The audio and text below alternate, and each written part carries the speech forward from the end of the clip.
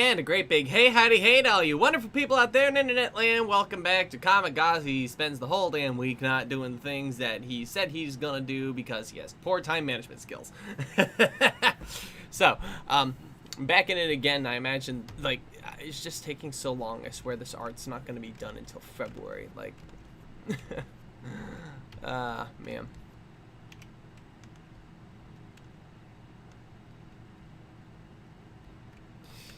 But you know what I mean. It's just the way. It's just the way, I think.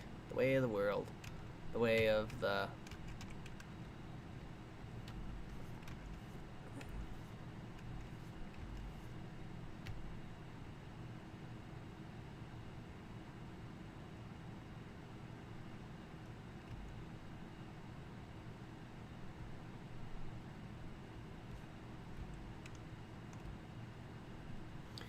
Good evening. Hello, Bella.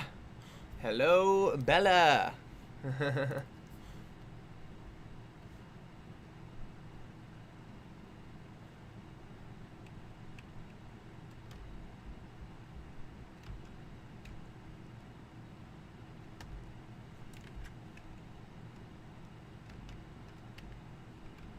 I think this is working out a little more.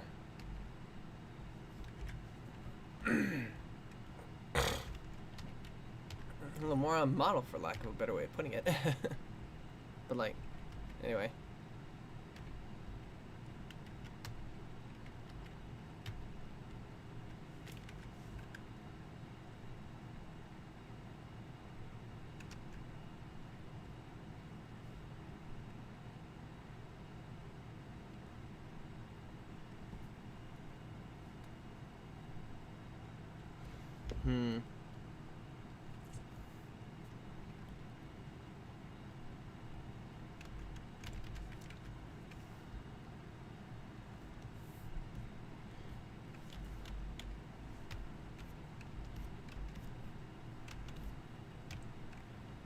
I think eventually it's like, have I been? I've been okay. I've been doing okay. Bad time management is what it is. I've been asleep all day. So it's like, I wake up at like 4 and it's like, well, I guess I gotta get ready for the live stream. And I was like, I was considering whether or not to cancel. I was considering whether or not, am I gonna have the energy to even live stream tonight? And then I'm like, no, I definitely am. The problem is just my poor time management that gives me a bad sleep pattern, which, you know, is a problem that can be solved when the live stream is over. It can't be solved during the live stream. It's like going to sleep now would be like even worse for my sleep pattern, you know. It's just like I'm already bad off enough that it's like anymore and I'll just die on the spot. But otherwise I think I've been doing okay. I've been doing just fine. Just fine.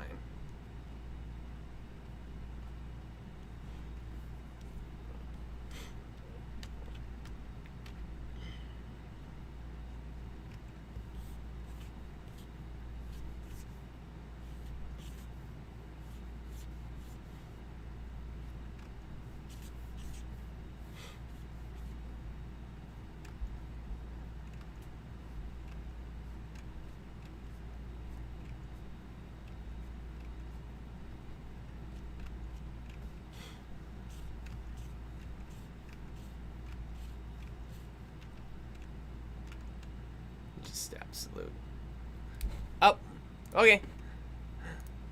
Hello! Look at this! It's ZD and Lemon! Hello. Hello, everyone! My God! I told you I was gonna be here. Maybe. I did say might. Yeah. Actually. I also had the call started, but then it dropped me just because I was the only one there for like 5 minutes. Oh, okay. Damn, that sucks. Yeah, Discord do that. Because, like, it doesn't want you eating up your bandwidth unnecessarily. And speaking of bandwidth, OBS is running so badly right now. I mean, not as badly as when I was playing FNAF, but, like, as of late, it seems to be, like, running at less than optimal. Oh, yeah. Sorry I haven't been here. For a while, like Squad just pointed out that it's been a while since I've been here. But I mean, like, yeah, you've been super I've been busy. Yeah, I've been busy with like editing shit, and you know what? I got another editing thing. Yay! Wait. Wait. Yay! Which means I'm probably gonna be busy with that. Cough. Means I'm probably gonna be busy with that now. Oh no. Which is fine. It's a smaller project. Well, I say smaller. It's more like a shorter video, but like it has more editing shit. Anyways, hello. Happy New Year, Z and Lemon. Happy New Year. Blessings upon ye. Blessings. Motherfucking okay. Gosh, a fucking okay. I'm in a public server, right? And I was like in a call with a bunch of guys, right? Okay. There was like this fucking like deep voice 17-year-old like fucking like DMing a sort of like maze quest thing, and it was kind of fun. All right. And when I say deep voice, I mean like think Morgan Freeman and gosh, what? I'm having a brain fart. It was like Morgan Freeman and Scar from The Lion King. What a combo. And he is 17, and I was like, what the fuck, dude? Well, you know, it happens. You're at the age where you're in the most awkward part of your life, and you sound like that. You sound like that. You must get mad, puss. I missed you, Z. Oh, that escalated quickly. Okay, does anybody collect genders? I had to explain to a therapist today what the terms like "that's so gender" means. Me and a large group of trans people trying to explain to her what "that's so gender" means. Does anybody in the chat know what "that's so gender" means? Not exactly, but I do know the "gotta collect 'em all" meme with the whole collecting gender shit. Yeah, all right. I like that one. It's a good one. Okay, so basically to try and explain, it's like gender envy, but it doesn't have to be toward people. It can be toward anything, including a package of ramen. That's so gender. That's not a joke. That's just like, oh, in this specific moment, in this specific way, that this weird random thing is giving me gender envy. or it's not even necessarily gender envy, it's like, this thing expresses gender so thoroughly. This thing expresses itself so thoroughly, I cannot describe it in any other way than that is very gender. Mm-hmm. Okay. Some of my favorite genders I've collected is cowboys. Those little green aliens from, like, toy packs and stuff. or alien merch. That's a gender. Sure. The voice that Z just described, yeah, that's very gender indeed, especially I think it sounds like. What do any of you guys collect genders? Like, and if so, what's your favorite?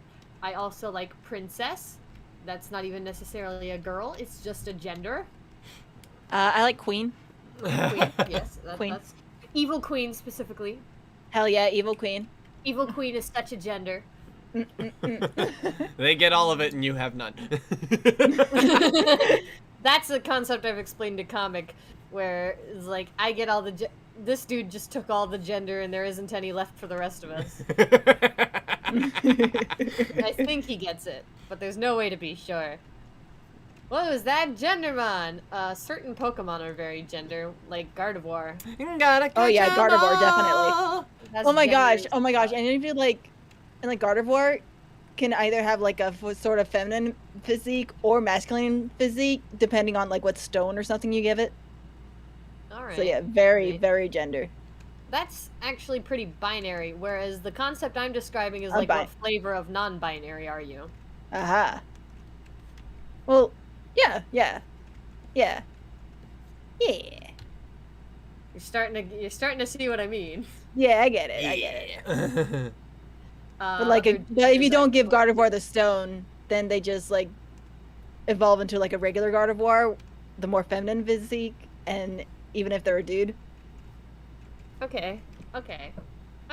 That's pretty gender. Jessica Rabbit. She is the woman ever. The woman ever indeed.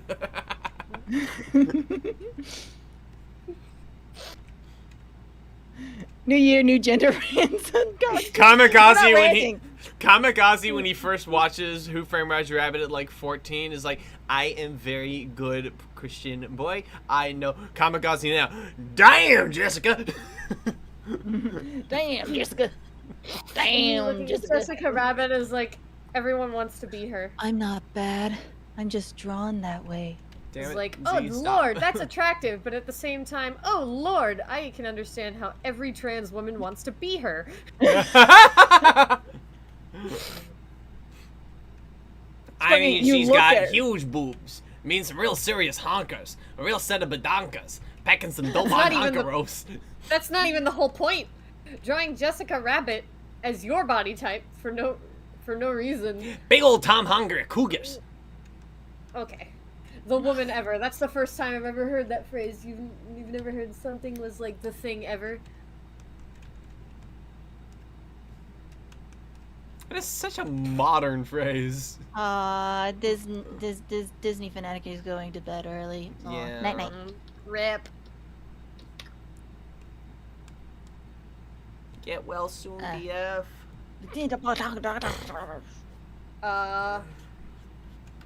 Not that phrase. Okay. But I think you get what it means just from hearing it though, right? The woman ever? Yes. Yeah. I'm asking Cosmic. If he understands what the fuck I'm talking about. He's the straightest person in this call. Who? You. Oh, yeah. Cosmic. Oh, you said cosmic. I thought you said comic. No, Cosmic says he kind of gets it. All right, cool. Okay. These are all very trans-specific experiences. I'm beginning to realize. Yeah, like, I mean, I kind of get them because I have like a bunch of transgender friends, and my sister's transgender, so I kind of get it a little bit. There's a frame of reference, is what you're saying. It's like the trans experience is a very unique one, but at the same time, it's also kind of universal. I mean, it can be. Fucking me at like 6 years old, seeing Jessica Rabbit for the first time, being like, she's pretty. I want to be here. And then I grow up, and then I watch the movie again, and I'm just like, damn, I want to do her. I think Seeing Jessica Rabbit and thinking, no, I am not a lesbian. I am not a lesbian. it was I something. look at me.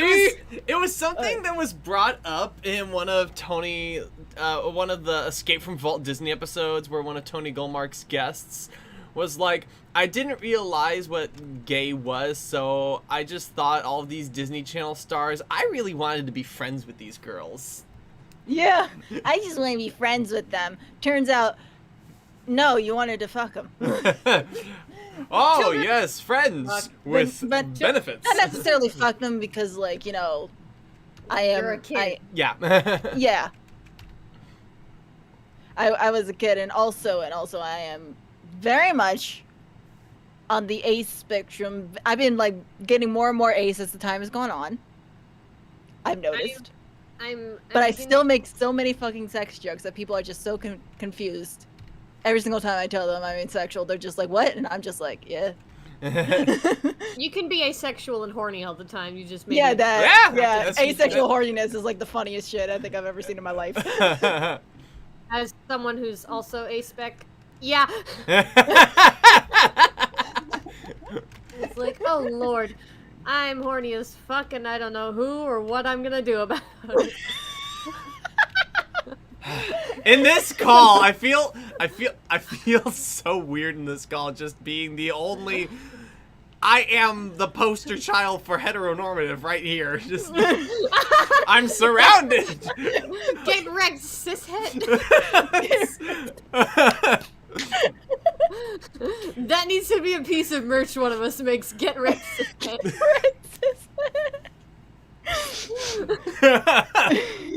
And And it's gotta be like Comic getting bonked on the head with like the baseball Oh my bat, gosh. the horny jail. Asexual horniness and illegally male, the ultimate concert tour. Fuck What? yeah, Squad just commented asexual horniness and illegally male, the ultimate concert tour. Don't worry, Comic. I'm straight too. This is the only environment in which heteronormativity is not a thing. Wait. And It's like Fizzy, you oh my need god, a and straight Fizzy, ally here because it's just so full of LGBTs. and Fizzy said, Somebody- Billy and I question a lot, is the ace, because I can't tell whenever she says something. She just says words and then it's like, does not compute. It's like, how does this one not want to fuck constantly? I hate fucking wanna fuck. That's the title of the stream now. Excellent. All right, we're 5 minutes in and we're already getting stream titles. That's wonderful. That's wonderful. Z opens her mouth and the confusion starts to set in. Thanks, Bella. They really do be happening. Why did I draw Bella to look like a bowling pin here? It's kind of weirding me out. No, it's cute, keep it. It's because she's a chunky little lass. I don't know, man. Well, the chunky and the pony. And if you've been on her Instagram, she's got the hair, but that's about it. Really? As far as I can tell. Hey, what you do in your free time can stay there. What I do in my free time is write fan fiction. What I do Not in my even free horny time fan fiction, just fan fiction. is mood. At the same time, what I do in my free time is between me, God, and my therapist. God, am I... Yeah, exactly. That's a phrase. That is, in fact, Oh, I might okay, say. okay. Bella just confirmed. Nah, She I'm is indeed thick, too. thick. With two Alright. C's. Aren't you a child? No, I think she's 19. Bella is 18. Oh, Bella's 18. She Okay. just, I think she just turned 19 this year, or something Oh. like that, or last she's year, gonna- some point, not too long ago. We accept thick Bella. Absolutely. Absolutely. Just, like, don't want minors to share too much information about themselves in the chat, so that's all I'm worried about. I Yeah. wouldn't worry too much about that then. I, on the other hand, am a pear. I am small on the top, big on the bottom. I have no idea how to describe what shape I am. I'm just kind of a little guy. That's my gender. I'm a funny little I remember Wonder I Woman. would poke at you like when you were younger. The twig. The twig. quite the twig anymore, but I haven't changed that much since then. I wear... From twig to twink. that did happen. That did I think everybody, like, of who I've seen of your family, like, you're all, like, twigs. Except Mom. She's Except just your fit. mother. She's fit. She's thick. But that's... No, I that's said probably she's from... fit. Fit. Oh, she's fit. I mean, she is thick, but in a fit way. Okay. I was gonna make a comment about how, you know, mothers have the thickness because they had babies. She has the sickness with the thickness. No, that's a terrible thing to say about my mom. If she didn't- Mom, if you're watching this, I'm so sorry. If my mother didn't like Thin Mints, I swear.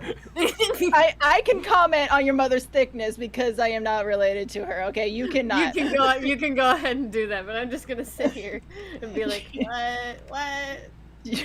She is the sickness with the thickness. Scribe Wizard says we all have the gay cooties. What? Yes. We all have the gay cooties. We are all gay. I mean, Just a little bit. I created these two, didn't I? So that's gotta count for something, right? Scribe might be onto something. Inside you there are two wolves. One is a lesbian. The other one is a lesbian who's also a jock. There's actually You are 3 gay. wolves. One is a lesbian. The other is a lesbian. And then the third one is named Moon Moon. All right. Well done, everybody. Moon! We'll be back next week. Fucking Moon! Who invited Moon. fucking Moon? Moon. I want a series. I want an animated series of Moon. Please, we need it. We will let the stars decide this young wolf's name. No, wait, no. We need something like Beastars or a BoJack movie, and one of the characters is Moon. Moon Yes. We need more Moon rep. Moon kind of just and Birdie. Moon just kind of disappeared. I wish he would come back. Yeah, Moon needs to come back. Come back, Moon. Come back, Moon. Moon. Oh my gosh, my stepsister's actually moving out like next week. Wow. That's She got an apartment. Yay!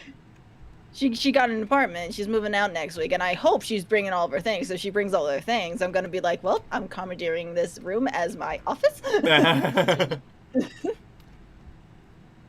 This is my. If she doesn't bring all of her things, and she like leaves her bed or something. I think I've got a similar plot going on here at our own home, where I'm waiting for some of our siblings to move out, and then finally I can split up my live stream area and my bedroom area is 2 separate areas, and then my room becomes my office, and then my room will be a different room. Yeah. It'd be. Oh my god, it'd be fucking. And at that point, Min, you can have a room to yourself. It'd be so fucking nice if I had my own office though, because like my room, like, is not the biggest room, and I got myself a queen size bed, but I also have like a little bookshelf with a TV on top of it, and then I have this like L-shaped fucking like glass desk taking up a lot of room. Okay. Yeah. So yeah, my room feels really cramped with all my shit stuffed in it. So it'd be very nice if I had an office as well as a bedroom.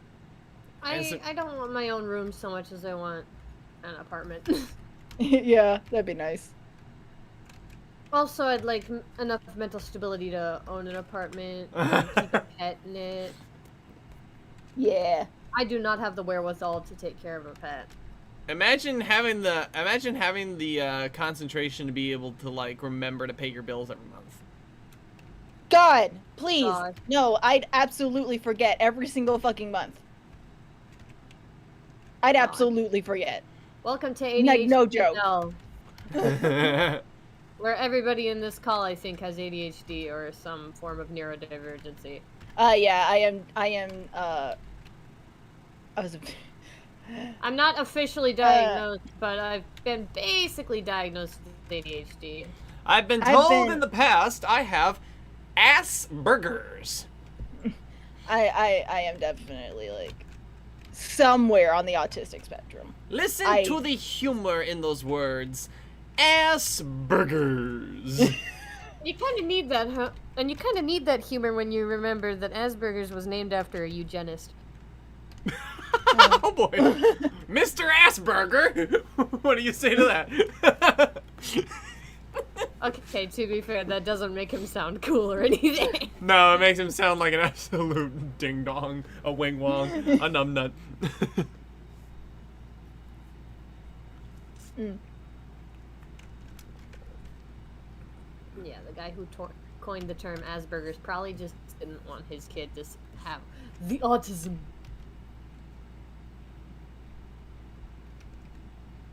Never been officially diagnosed, but pretty sure I'm somewhere on the spectrum. I mean, yeah, a lot of people. You can usually tell by who's on the spectrum in your family. Yeah. A lot of people don't your get. parents, you probably also have it. Yeah, a lot of people don't get officially diagnosed because a lot of doctors just like chalk it up to something else. Like for years, they chalked my my ASD up to like dyslexia. And I actually went to a neuropsychologist, and they were like, "Oh, but there's no signs of dyslexia." And I was like, "Well, thank you." Damn it! It took like what, 5 minutes? Actually, it was like all day testing, but since I'm so slow, they had to like do the rest of the testing another day. Balls. Yeah. Yeah, it was absolutely hilarious too, so that part of the hospital like closes at like 4. Right. So, and I went there and like my appointment was at like 7:30.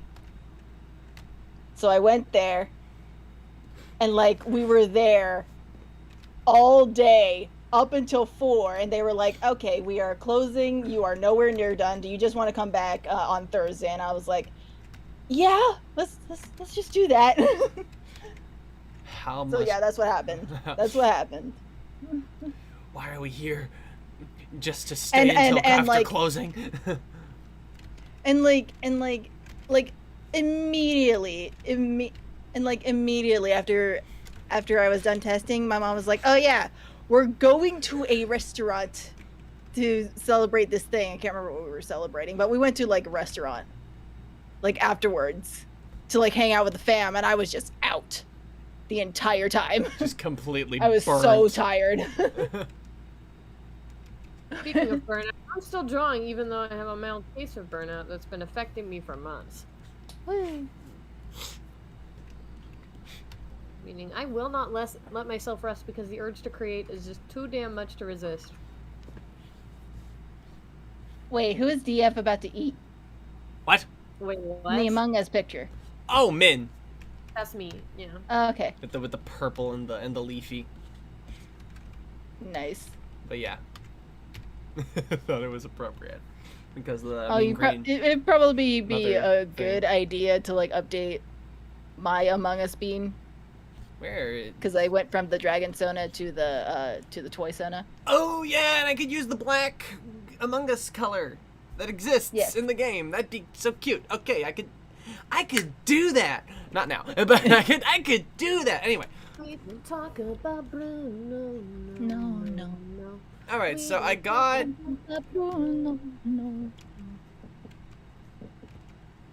God, why is Bella so fluffy? She's so fluffy. Fluffy.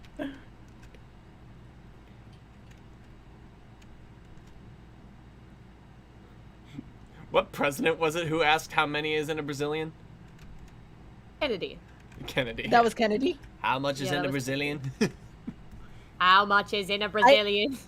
Fizzy, yes, I have seen her hair like in real life, and it's very, very fluffy. But God, The her pony is just like fluffiest. engulfing her. Like her pony's hair is just like engulfing her. It has wonder- its own. It has its own like. It's basically like Lion's Mane from Consciousness. Steven Universe. I wonder if anyone can guess what Lemon is drawing right now. Pinky in the brain. Is it No. What? Crimes. not? Crimes. Crimes. You're committing crimes. Amazing. My siblings get on my case for drawing gay mice, but now the second I stop. It's a crime. Yes. Okay, so let's see. I don't know if Blue Heart is here. I don't think she is.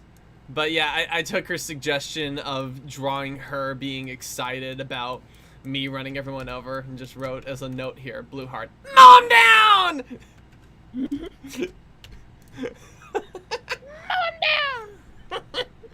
Okay, let's see. I Where? wonder if anyone can guess what I'm actually drawing. Yeah, that's a good question.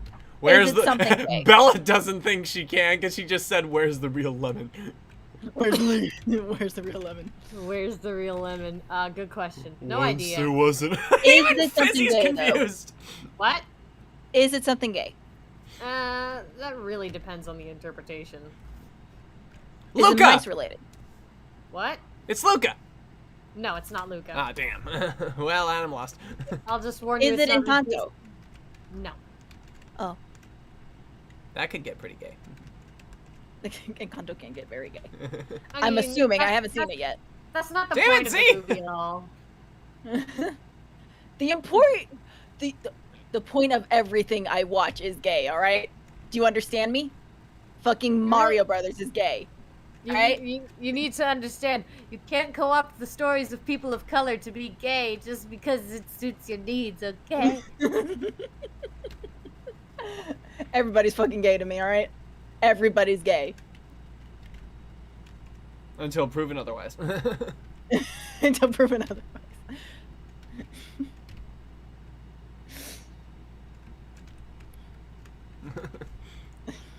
Everybody's gay until proven otherwise. Since seeing Encanto, I've been actually trying to write that "We Don't Watch Tarantino" parody you suggested. We don't watch Tarantino, no, no.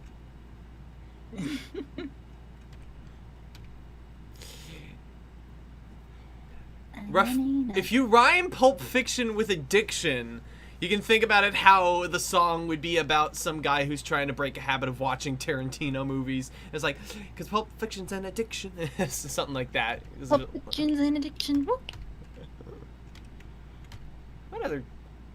That's it. That's the only Tarantino movie I know exists. It's like Pulp Fiction and... He directs Pulp movies, Fiction. right? I'm directing more... I don't know. Get off my case. I think about it as like, Tarantino, I hear about him a lot, but I only know of one movie. And it's the only movie of his that I want to watch because it's the only movie that I know exists. And it's Pulp Fiction. So...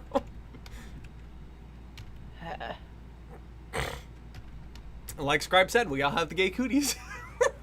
Gay cooties. Okay, come on, you fucking make a circle.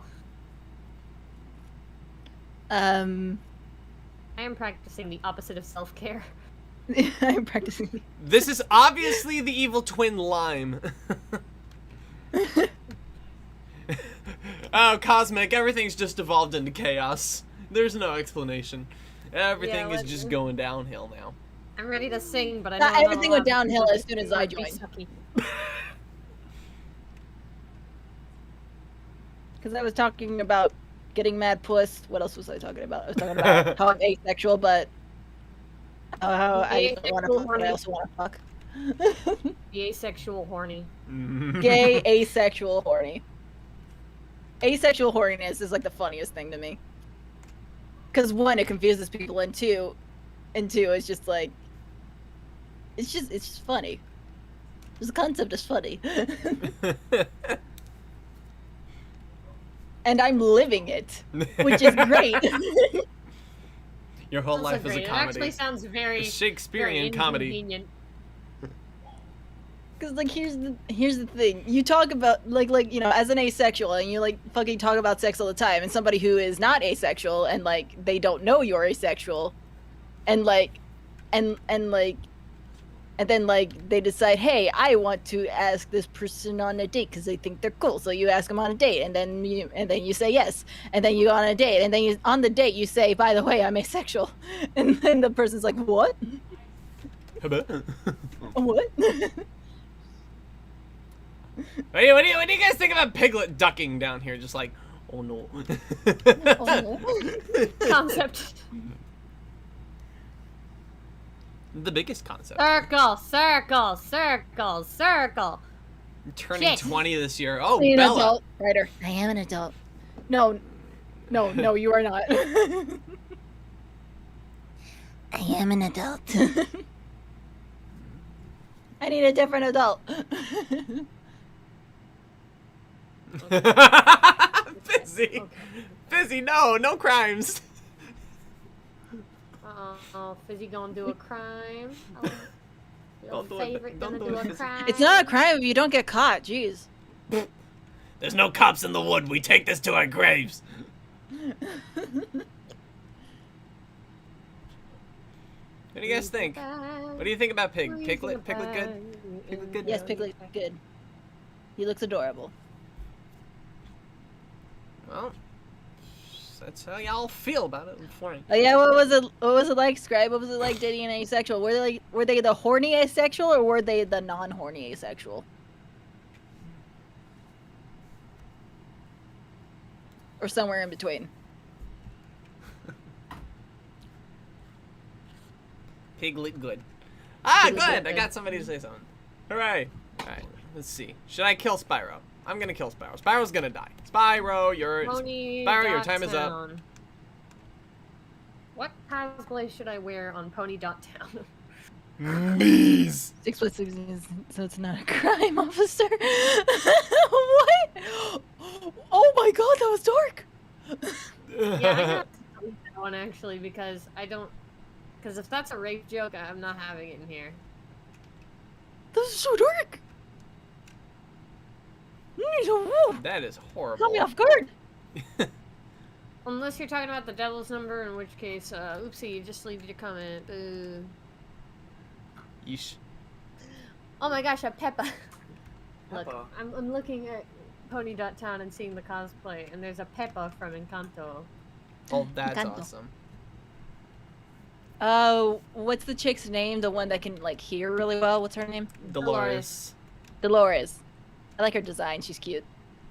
Fucking love Dolores. Hi, hello, hola, bonjour, and namaste. How do you do to you too, Lily? Oh, Queen. Lily! Morning, starshine. The Earth says hello. Not the first time that's been said. What's going on? What? Wait, where? That's an axolotl, David. Axolotl. It's pronounced axolotl. Oh, okay. I should have. I'm still not used to that. Hi, David. Hi, David. Yeah, that's our brother David. Hi, we love him. He's Hi. terrifying. What is this? Hi, David. What? Point at The it. guy in the red sweater with the blue hat. Who is that? And the stars say hello in return. Oh, that's sweet.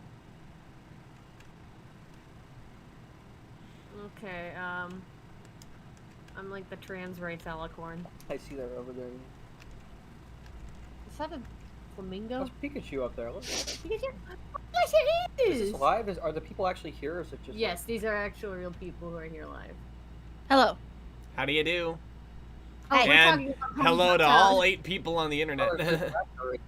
Wacko? Oh my gosh, a Wacko cosplay! My brother is crying. Okay, that's an interesting username for a Wacko cosplay, but you know, we're gonna screeny that anyway. Just take a snapshot of your screen. Ah, here they come on Mars. There's Wacko. And David's gone. I killed it. Oh my god, that's cute. That's actually really good Wacko. Yeah. The cosplay abilities in this game are completely insane. Insane.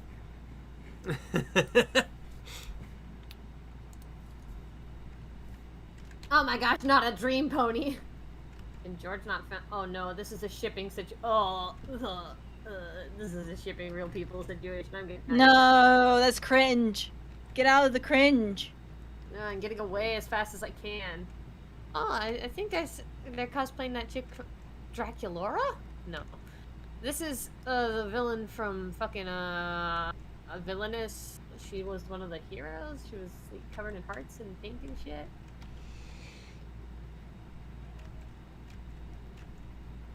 Well, anyway. You mean that Spanish Cartoon Network show that kind of just fell off and I've never heard anything from it ever again? It's going like right now. Oh hey, a Boris. Wait a minute, still a thing? I fucking love Villainous. Yeah, it got like 2 episodes, at least, and there might be more on the way. Shit. I fucking love Villainous. It's really good. Fucking, I'm gonna screeny Boris.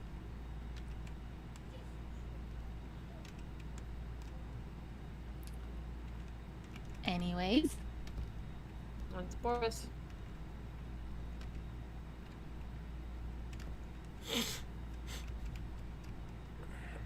DSMP. Dream something, Minecraft something. Oh. Dream SMP. I got it. I got it. I got it. Fan artists. I mean, I don't mind the fan artists. I only mind the shippers. Well, I Because don't they're shipping real people here. care for Dream SMP much at all because it turns out Dream himself. Well, let's just say Twitter's trying to find an excuse to cancel him every week, so it might be their fault, but at the same time, Dream himself has not proven himself to be the greatest guy. Yeah. Yeah, but I'm just saying, you know, Long story short, he just does things and then never apologizes for some of the things. And yeah. really, there was a different video that says he apologizes too much.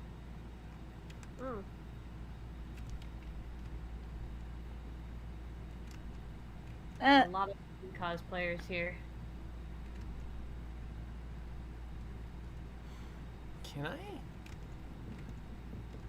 The server I'm in are nice. It's a nice community. All right. As long as it's a nice community, it's fine. Okay, that's good for them. Yeah, I don't have any beef with communities around that, but as for Dream himself, he kind of suck, I guess. I don't know. Yeah. I don't know. I don't mind the community, just as long as they're not dicks, and just as long as they're not shipping real life people, because that's awkward as shit, and I don't appreciate it. The only time a lot of Dream SMP people are minors too, so that tends to get really weird. Yeah. Don't be fucking creepy, please. Thank Yeah. you for coming to my TED Yeah, Talk. I know I quote unquote ship Bella and like Fizzy, but like one, they're okay with it, and two, I'm joking. It's a joke. That was a joke too.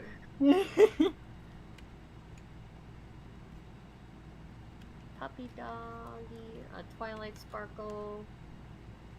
Oh, these are Sparkle Dog furries.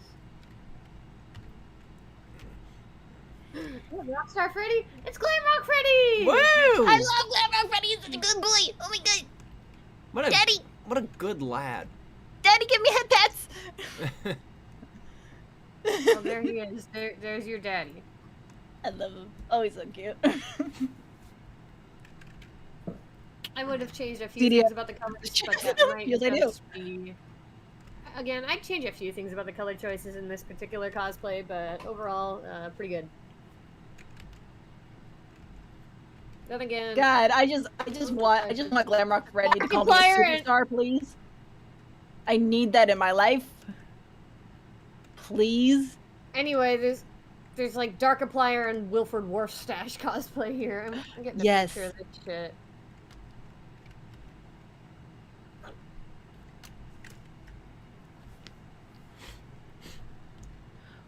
Which one is the heartwarming ending? Okay.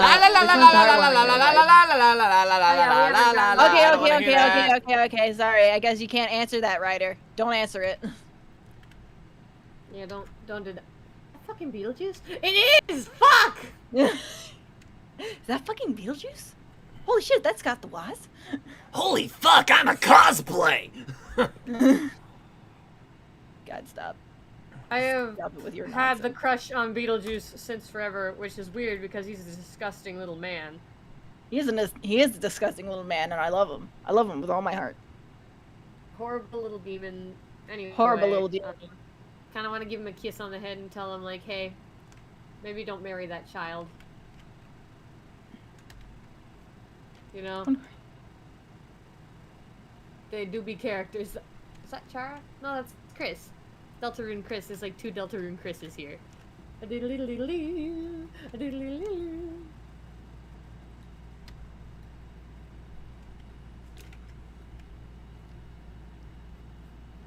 Wilfred Warfstache. God, it's been so long since he's done the Wilfred Warfstache. The last time he Yeah, did I like think an that character might animatronic be Wilfred dead. Warfstache interview thing. Huh? Last thing he did, like as far as I could tell, was an animatronic Wilfred Warfstache interview thing. Oh, okay.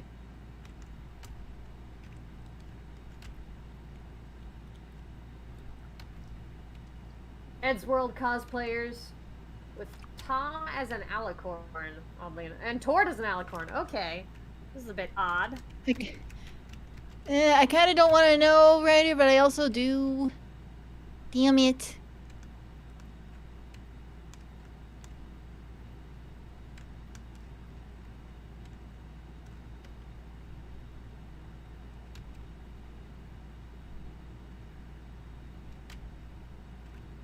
Charlotte.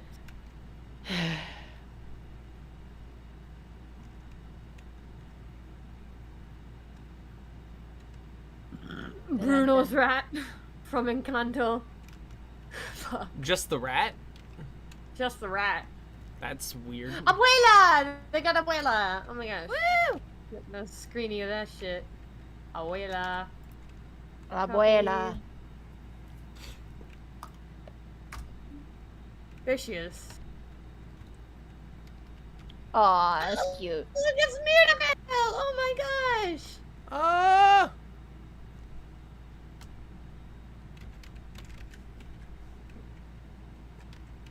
Damn, the cosplay ability of these kids. These kids are incredible. Oh yeah, gosh, this is Autistic Rider, the Blue Yeti, for if you as a beginner mic, definitely great. Definitely, absolutely great. It's the mic I'm using right now. Oh, cool. Todoroki with a knife. Hey Z, was that another spam message there? Looked like it. It was all in Russian. Don't delete. Let me take a look at that.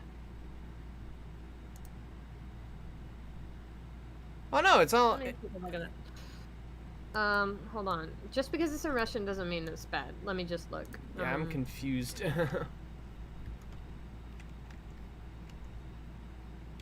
I've had people who speak other languages. Wow,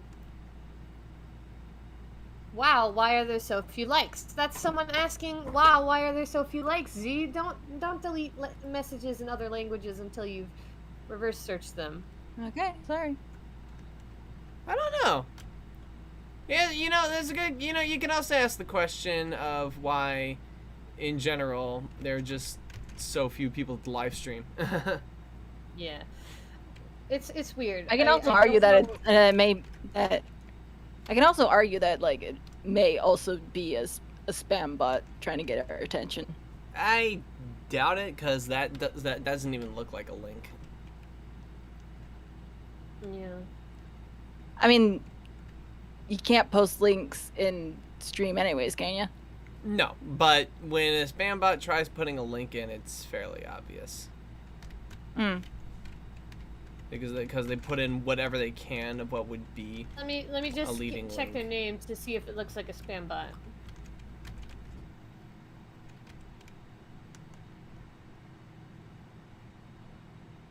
Edward Nigma. Nigma. Edward Nigma. Edward Nigma, Okay, that's the so- name of the Riddler. What? Edward Nigma is the Riddler's real name. Oh. Because his So name it's would really be impossible to tell. Enigma. Oh. You get it? You get it? Okay. There's no way to tell if this guy's a spam bot actually, unless he sends more messages. So, I don't know. I'm in his channel right now, and he nothing up. doesn't have any videos, but he does have playlists. Okay, that's just how some people use YouTube, I think. Yeah. Well, this got interesting.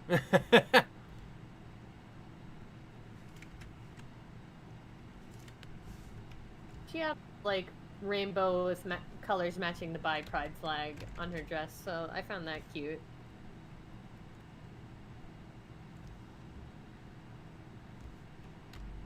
That might not have been intentional, but I thought it was cute.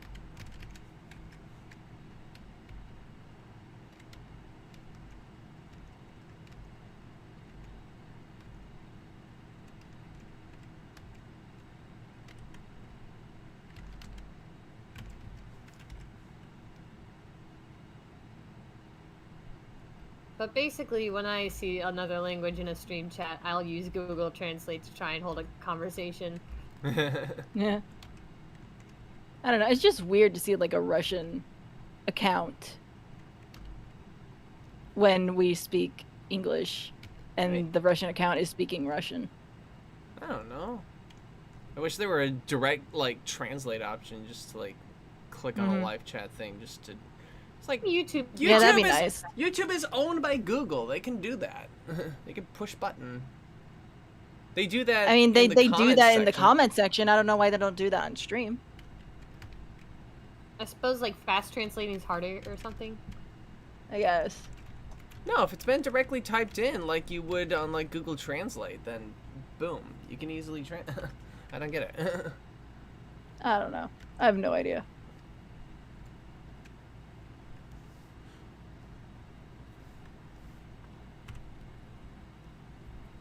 Hooray for Lily! Oh, Lily's going Woo! to the UK.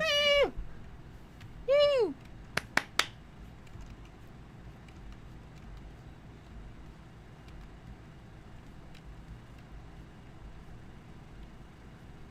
Maybe I'll find the time to squeeze in some game mice tonight, but who knows. Still nobody guessed what I was actually drawing, though. What were you drawing?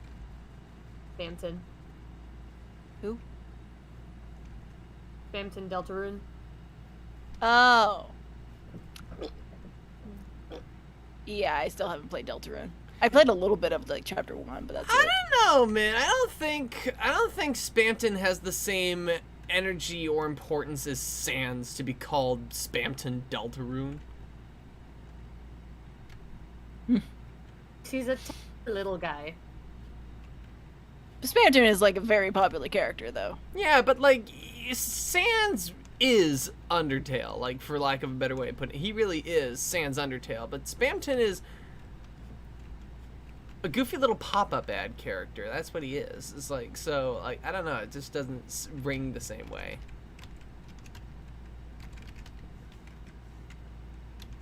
Wait, did I never send it?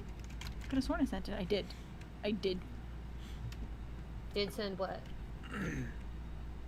Thing to the chat.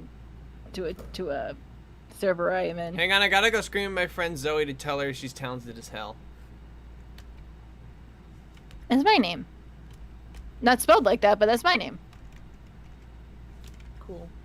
Yes. Yeah, I was wondering about it. I was like, wait, I was so confused. Fizzy? You know Z? Like, wait a minute. Actually, in all fairness, she probably didn't know your name was Zoe. Mhm.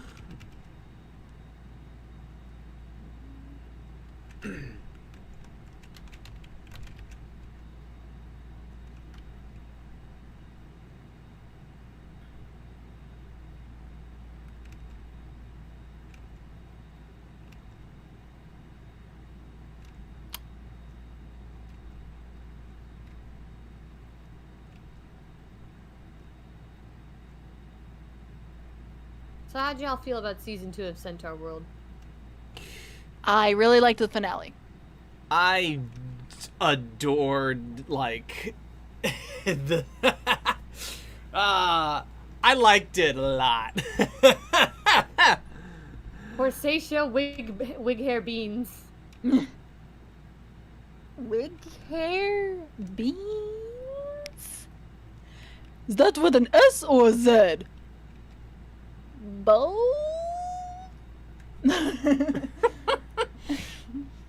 She's trying her best. Oh, here you are. Horsatia of the wig hair beans. What's your wig hair beans? Come on in. It's a dumb Centaur World name. Shed still sucks, but hey, at least we know he's trans. That's cool. Is he trans? He laid the egg. Oh yeah. He did, didn't he? It's also implied that he fucked Gary's corpse, so that's interesting. What? Yeah, when he laid the egg, he said, "I think it's yours," and he was talking to the skeleton of Gary, the guy who. Oh yeah, that's right. Mm. So, Chad, anything you want to fucking tell us?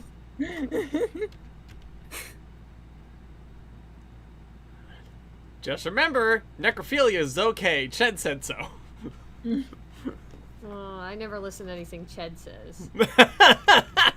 Fair. Oh my gosh, when Horse gave him a little kissy, he was so confused. It was adorable. Yeah. I think I can get rid of that reference there. Anything else I can just throw away? Can I throw any away? I'm not even sure. Like, I'm drawing so much Bampton right now, it's disgusting. I think there's a point at which I just Disgusting. cannot keep filling the page.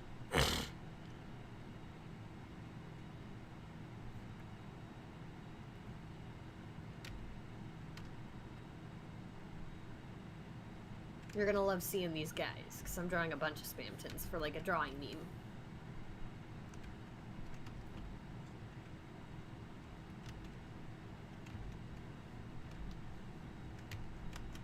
Thank you, by the way, for all the positive attention on DeviantArt right now. I don't have a lot of watchers, but they're all really nice and it's great. Aww. Yay. Go Lemon!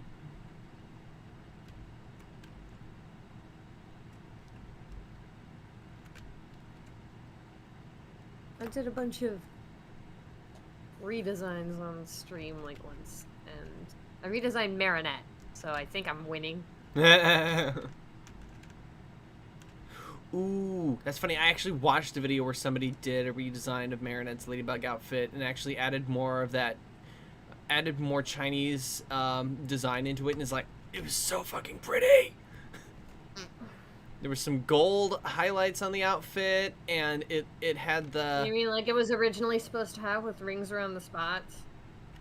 No. But it, like, it also, like, had this, like... It had the thing... I don't know how to... If I can describe it, but it's, like, it's the thing where... There's the fold over of the dress, right? Wait, the kimono fold? Yeah, and it had the 2 pins on it of the 2 ladybugs. I was like, that is so, that's brilliant. I love that. That's awesome.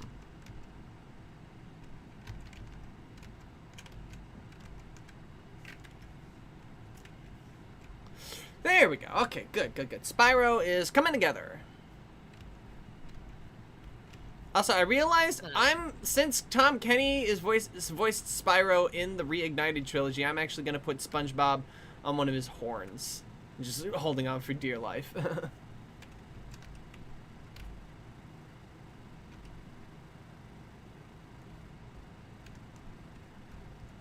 think that'll be a much better placement for SpongeBob.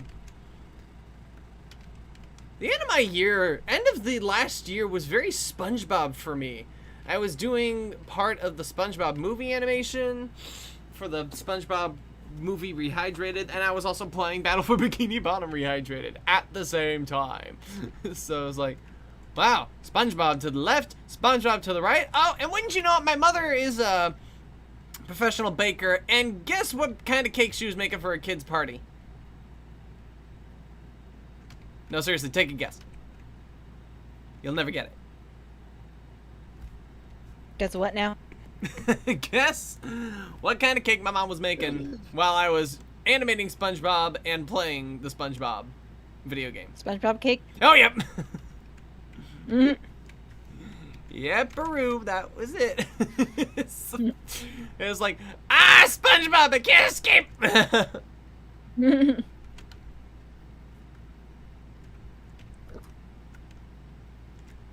So it's like, I got SpongeBob art just left and right. Damn, I don't know what this creature is, but it's thick. Show me. Hold on, I need to... Oh! There's porn. Of course there is. Do you mind if I send you porn? Don't do it in the streaming chat. I wasn't going to. No. I mean the Discord thing as well. I'm not gonna send it in the disc. I'm gonna DM it to you. Do you mind if I send you porn? Because she's thick. Go ahead. If it's all you got, then go ahead. Okay.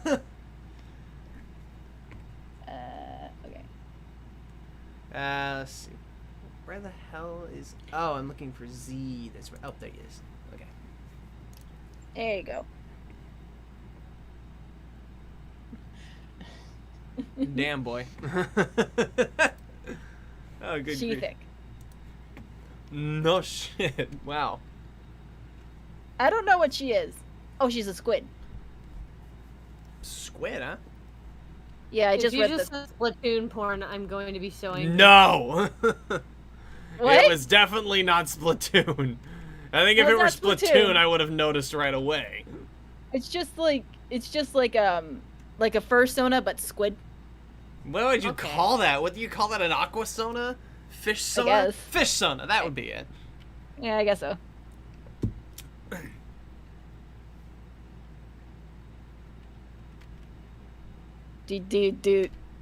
Lemon, do you want me to send you it? Okay, but then I might delete it immediately after. All right.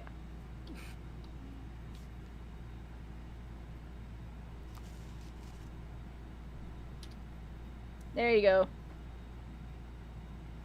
Does anyone think Shape Oh. of You is safe for young kids? The I hell don't is know. Shape No. of You? I don't even know what the fuck that is. I don't know what it is either.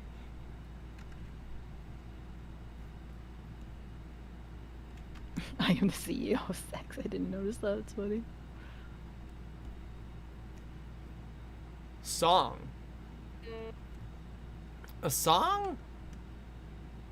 All right. Sorry. Did you spoiler that? Actually, can you spoiler that?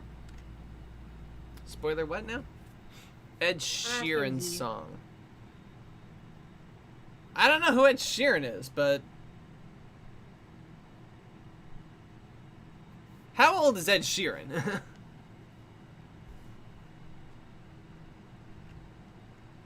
Serious question, how old is Ed Sheeran?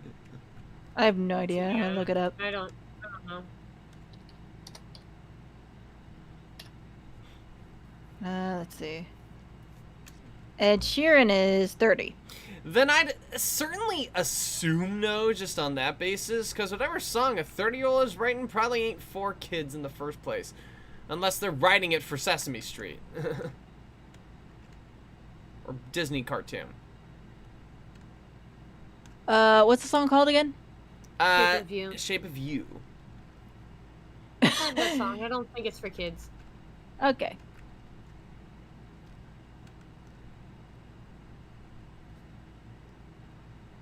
Why are you like DJing a kid's birthday party and like?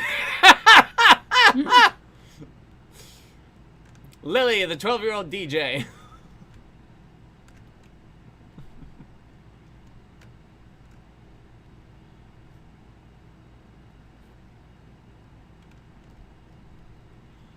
How lucrative would DJing a child's birthday party be, huh? If they got rich assholes, Lily it's asked. pretty Lily asked lucrative. because they saw a 5-year-old dancing to it.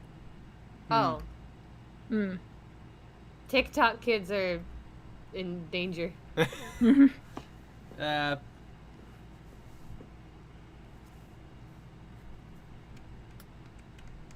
Somebody might want to check that account. That doesn't sound right. I have to. In the best case scenario, it's parents who don't know. Clueless parents who ain't got a, who ain't got an understanding of the cognitive dissonance of like that.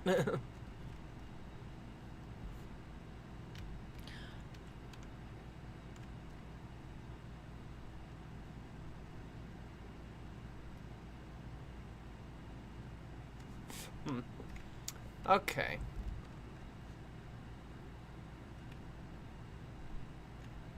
The song Semi-Charmed Life, which is about doing crystal meth, was used in a trailer for the Tigger movie. I mean... yeah. Kids usually dance to the tune and have no idea what they're doing. That's the best case scenario. That it's just someone who doesn't know any better and isn't implying anything. And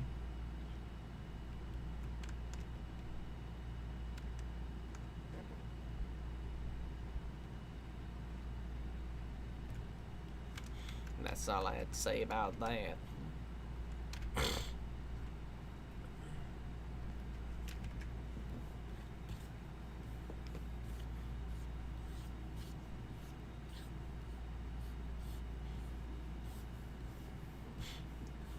What else did I want to throw in there?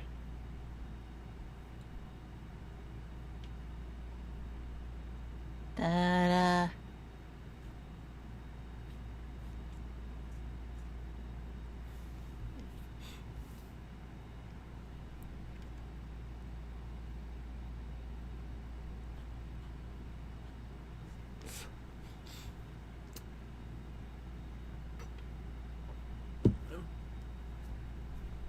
Wait, what? Hold on. Did you guys read this? What? What Squad said? Squad. Yeah, I read that out loud. I didn't hear you. I was like spacing out, dude. There's so many squids, man. So many squids, boy. It's lots of squid boobies here. I think we have another title for this stream. Squid boobies. Okay, I already put... By the way, Z, can you delete your message? Oh yeah, sorry.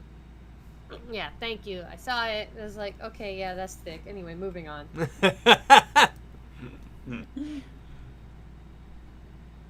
I guess I got Spyro in there so I can get rid of... Wait, what the hell did I erase? Spyro. Spyro, Spyro, Spyro. Spyro!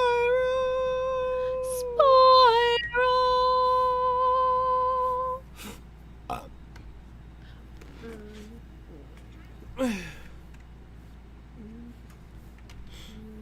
I think I'm gonna put Piglet down here because I need to relocate some elements in this drawing.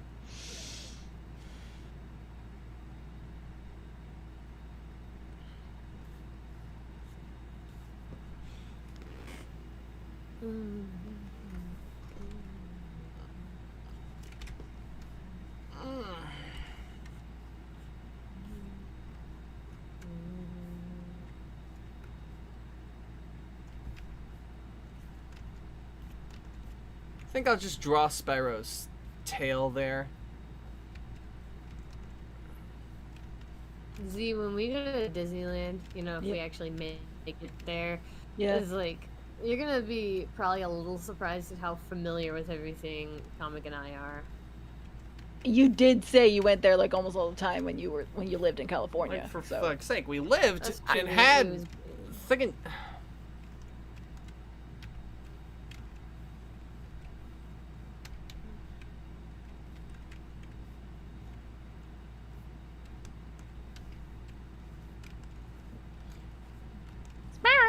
Hey, speaking of surprise, Z.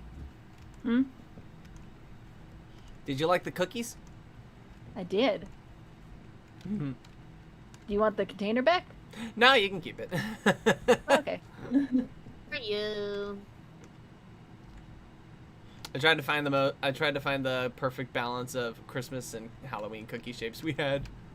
Yay. I wish we had a skull one, but we didn't. Yeah. Probably a bad time to tell you that I don't like cinnamon candies. Ah, darn. I'll be sure to remember that for next time. But they were still good though. To be perfectly I ate fair, the cinnamon candies. and to be perfectly fair, I'll always eat my little Rudolph whenever I make it. But like, I don't like the cinnamon candies either. I just kind of like swallow them and forget that they're there. You know, just like there. I mean, the cinnamon candies you used are like decent. They didn't make me gag. I will say that much. Woohoo! Score one for the good guys. I ate them. I definitely ate them. But like, I normally don't like cinnamon candies. These are good things to know. I ate all of them though. I ate them. All the cookies. Yeah. Squidward, you can't eat all those cookies! Why am I gonna blow up? No, it'll go straight to your thighs! And that's it. I don't think it's straight to your thighs. And then you'll blow up.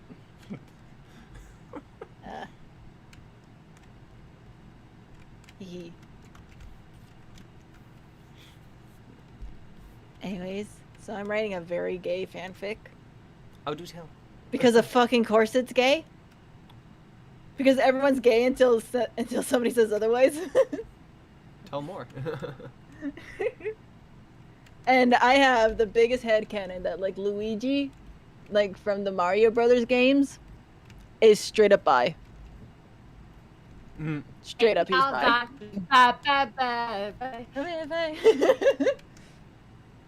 Ain't no lie, he's bi. You know, Oh, apparently, we've been streaming for 69 minutes. 69. 25. Anyway, but like, someone tell me if there's a website or something which can posture my OC in different. Oh, you mean like automatically pose your original character? You'd have to make a riggable puppet for that to work. You'd have I don't to think make a it- 3D model first off.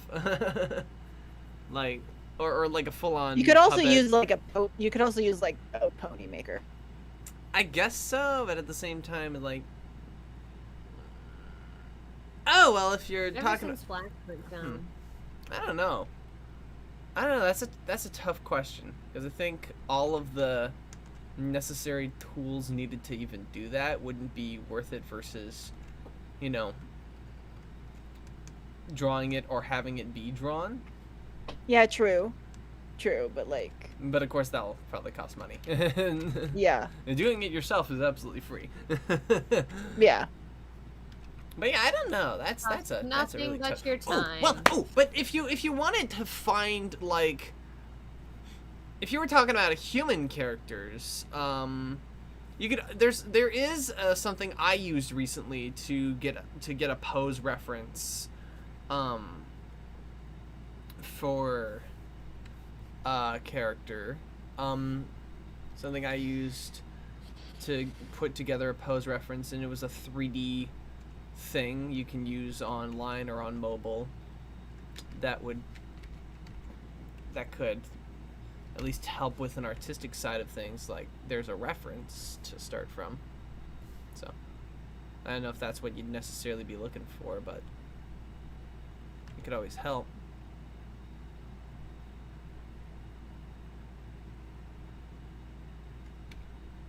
My commissions are open if you got some money and like wanna have me draw a pose sheet for your character. Yeah. Shameless plug hours. Shameless plug Shameless hours. plug, shameless plug.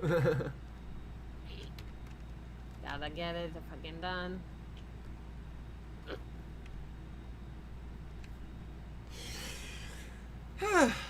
Wasn't there a swirly thing at the end of Spyro's tail? Not a swirly, but something. Hold on, I'm gonna look it up.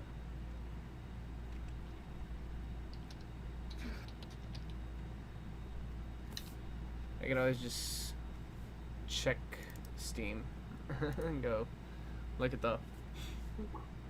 There's like a little like spike thing at the end of his tail. It looks like kind of looks like a beehive. He's got a bugle Well- He's got a bugle on the end of his tail. Yeah. He's got a bugle on the end of his tail.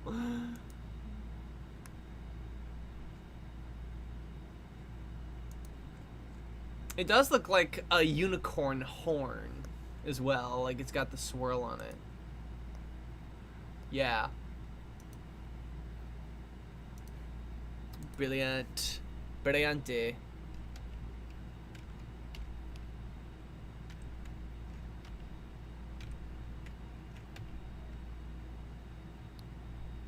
Who the fuck requested Grumpy Cat?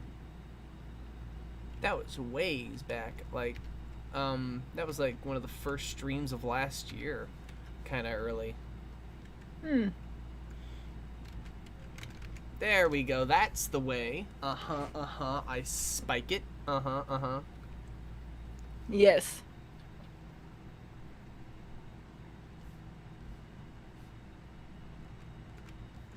Oh, Bella did. All right.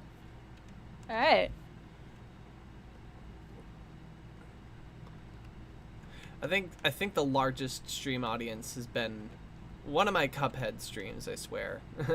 Oh yeah. Like upwards of 10 at a time there. And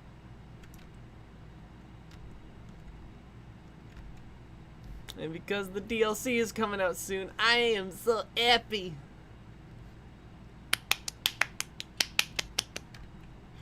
I'm so happy, I can hardly breathe.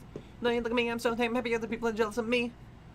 Here are my lip handles, and this is my style. But if you tip me over them, I'm gonna knock you out. Look at me, look at you shouldn't leave. It was your Halloween stream. It was 9 hours long. Oh yeah. Halloween stream is 9 hours long. Why the fuck would I do that? That was Inscription, wasn't it? No. Wait. Your Halloween stream was Inscription. Yes. But I didn't do Inscription for Halloween because I ended up playing it after Halloween. Oh yeah, that's right. I didn't have a stream on Halloween because Halloween didn't fall on a Thursday or a Friday. A Tuesday or a Friday. What the hell's wrong with me? Right, that's right. But I did keep that thing going for so long because I was like, I gotta succeed, right? I can't keep failing, right? You can. You absolutely can, and you did. Well, joke's on you, everybody. Remember how I was trying to do that mod from, like, that during the New Year's stream? Well, now I'm actually succeeding and getting through a bunch of challenges and everything. Good. I say mod, but it's actually official. And that's the confusing. That's kind of the confusing thing. It's called Casey's mod, but like, it's an official like additional challenge mode for the game. It's still in beta, but yeah, it's I guess that's why they're calling it a mod. No. I think it'll still be called Casey's Mom when they're done with it, but like, it's still in beta, so it's rough and not balanced yet. It's rough and coarse, and it gets everywhere. How irritating. Scribe asked if he could put on the music. I said, okay. He puts on Dos Sonitas from Encanto, a song that always makes me cry. He did that on purpose.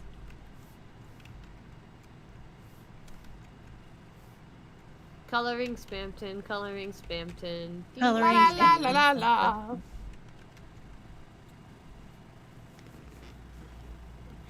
All right, now I'm trying to think.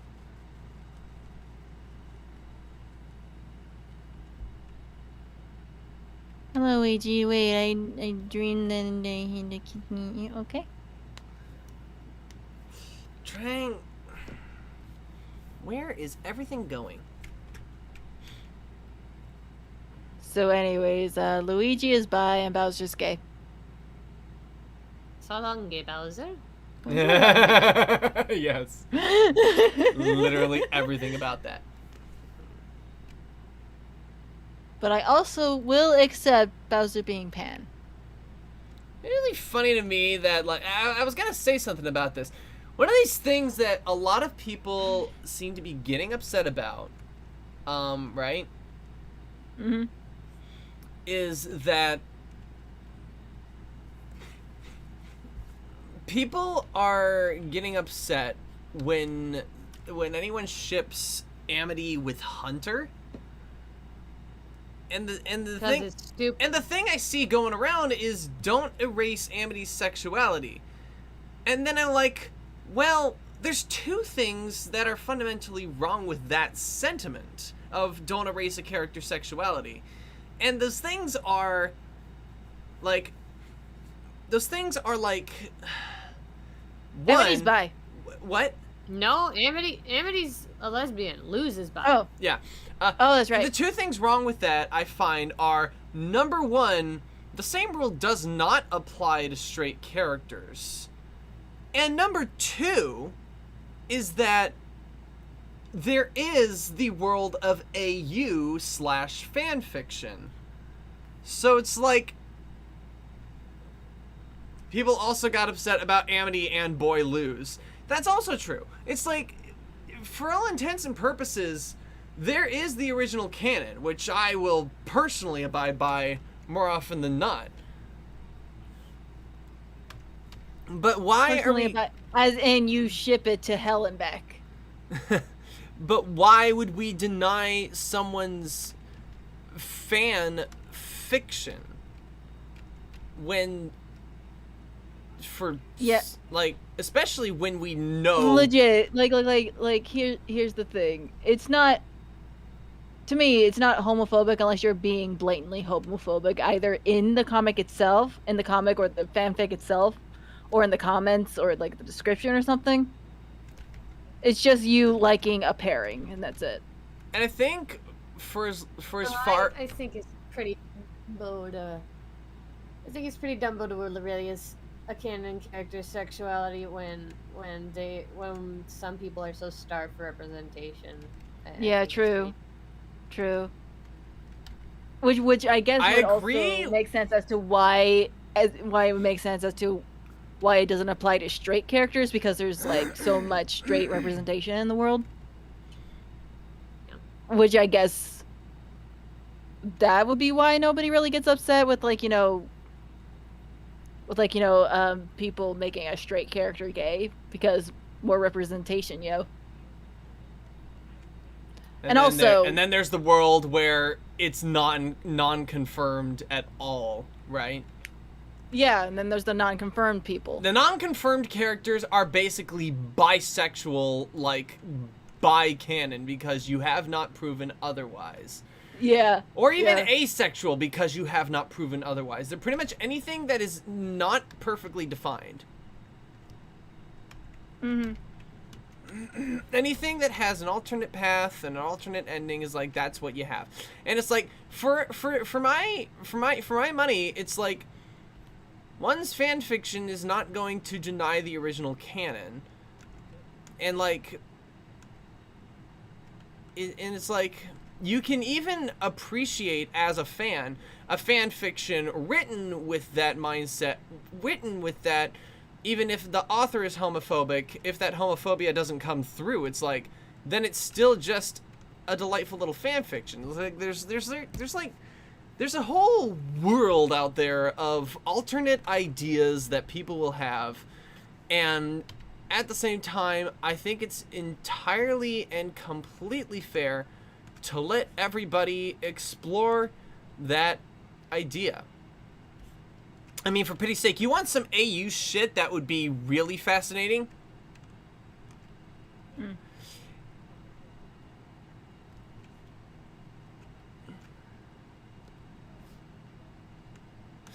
Amity, like, if you really just throw me out here, just go ahead and kick my ass.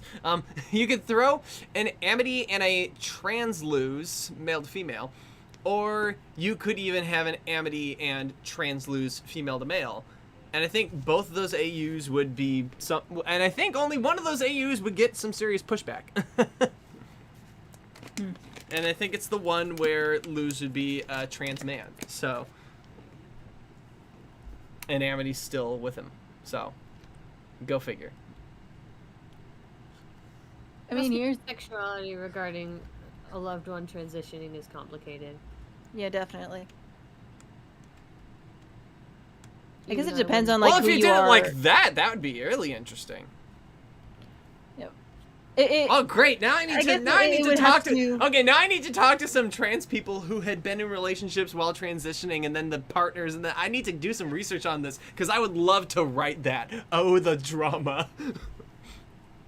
I mean, I have a friend who's a trans man, and he transitioned while he was in a while he was engaged to a guy.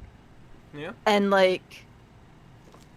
they broke up because the guy wasn't attracted to men. Well. And of course my friend holds no ill will against him. He understands and stuff.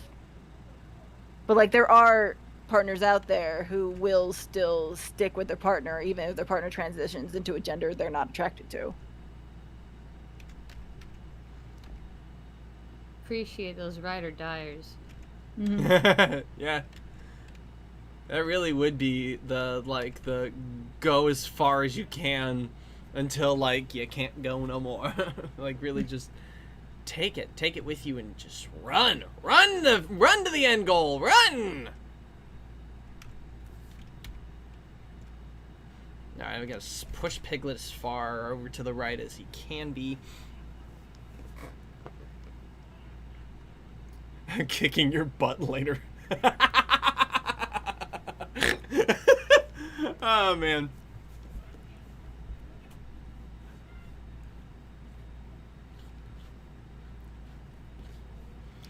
Oh, great. Okay. Let's see what I have here. Fight! Fight! Fight! Bella, come on! No, jeez. Almost done drawing these Spamptons.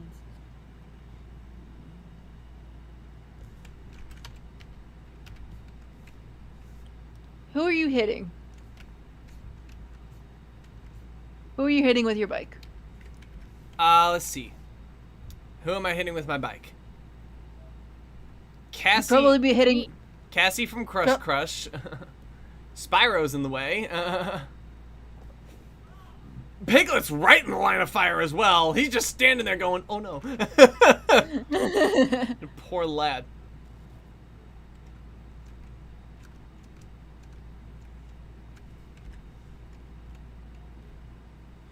Bella and Fizzy are kind of in the line of fire. See, I had to move Spyro over because I realized, oh shit, I don't have any room for my Gabies. I gotta put them over here in the ice section.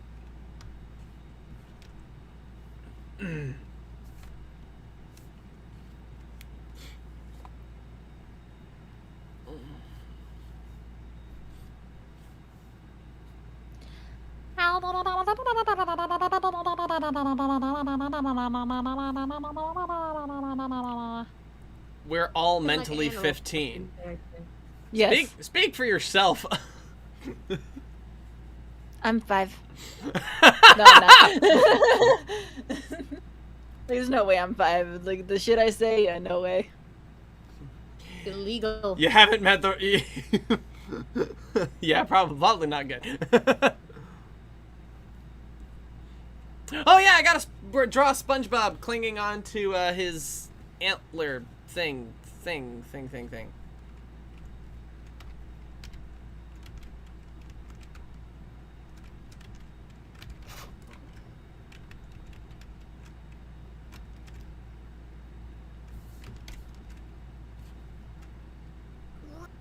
Is he in like one of those water bowl things? Yeah, when he enters Sandy's tree dome, because like he's not underwater, he needs that. Doesn't the water bowl doesn't it go the other way? Like, isn't the top of the bowl like on the bottom? Because that's how he gets it on.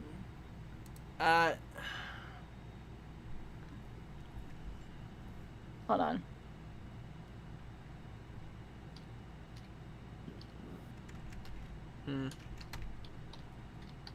Maybe I screwed that up.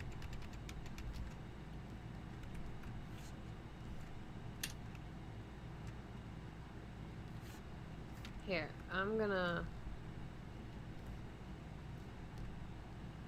just gonna put this here for now. It's not technically done because I gotta put my Sona in the corner and I gotta shade it. Holy nerds! Just going hard. Oh my. Oh geez. Oh wow. It's a lot of Spampton. Love this ventriloquist dummy ass. Yeah. This little fucko. Like that's me, that's my guy. That's a funny little man right there. Lemon, you're gonna have to show it. I'm gonna have to let you show that. Oh yep, here it is. I caught it, Bella. I caught it. And Copy image we go. address. Here. Ah, yes. Screenshot from the show. Bella, you're amazing. Wait. Fizzy. There's a screenshot from the show right here. Okay, yeah, you're right. Okay. Anyway, if you want to see the if you want them to see the Spampton, you'll have to show it yourself. Actually, Min, since you can put links in the chat, you can actually take care of this. Care what now? Share the Spanton with the chat. Okay, but this is not done, so do not screen cap or anything.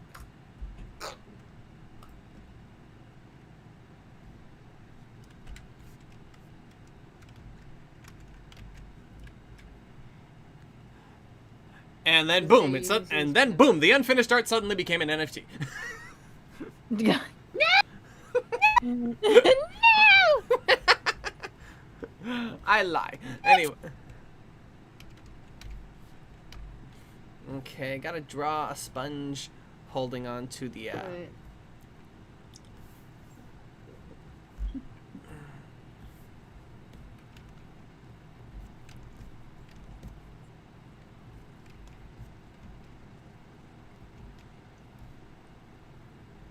I'm gonna go now, guys. Okay. Get you later, lemon. Bye. Bye. He has vacated the premises. Let us converse about him. God, I hate you. I hate you so much. Oh boy. How the hell am I gonna get SpongeBob on him?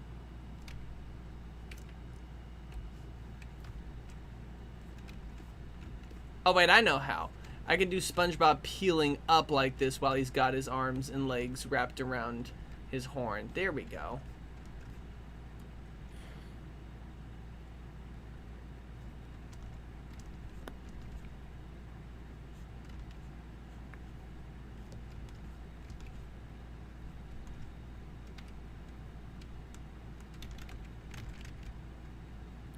Welcome to a New Year's. Yep.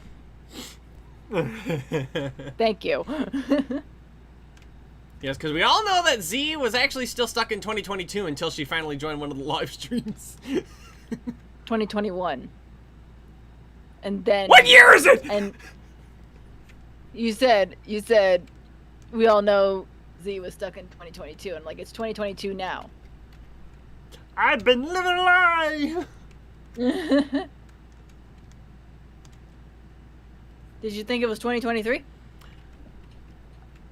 Yeah, I think I might have gotten confused because I was designing a calendar. And I was like, well, I don't want to design it for this year because that would be kind of useless, wouldn't it? I mean, it's still early enough in the year. Not really. Okay, fine. Sorry, Fizzy.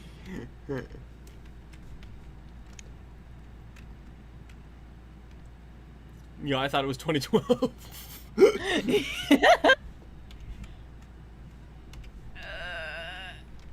Oh, actually, last year, it was technically 2012. Because when we switched to the Gregorian calendar, we lost 8 years. So technically, it was 2012 last year. So, which means technically this year it is 2013. Oh no, we're about to experience Frozen Mania again. Hello, Rose. Hey, Rose. I think I've seen you around on a live stream before, but it's been certainly a long time.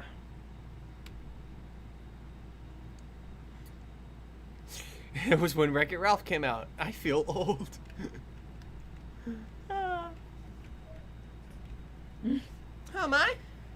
I was still in high school in 2012. I graduated in 2014. Yeah, 2014. I'm doing okay.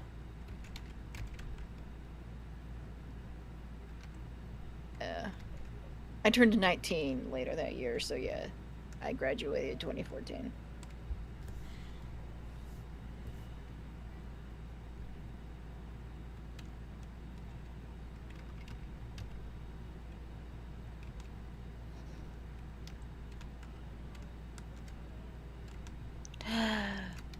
Rose has been busy with Haskell.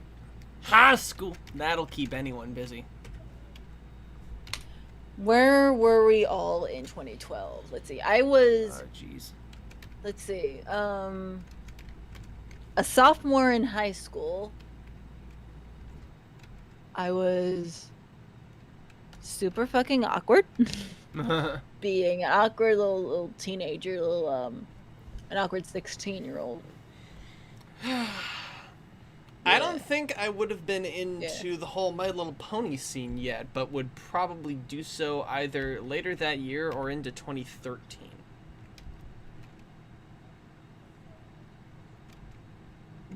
Yeah.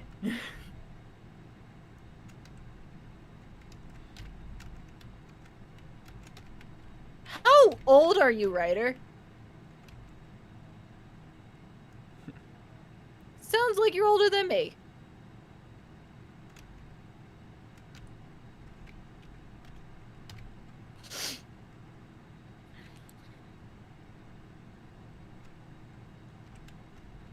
Welcome to my happy world. Now get your shit and leave. I'm happy. I am good. I'm still awkward. Yes, same. But I'm a more confident type of awkward. I'm confidently awkward. I do something awkward, I fucking own it. Like, yeah, I just embarrass myself. What of it? It's like, wow, that was so awkward. Yeah, you say that like I didn't do it on purpose. Ah! Yes, you said that. Like I didn't do it on purpose. Do not remove the part of you that is cringe, but the part of you that cringes. Yes. Actually, that's actually really good advice. Yeah. It's Twitter, philosophical Twitter going hard.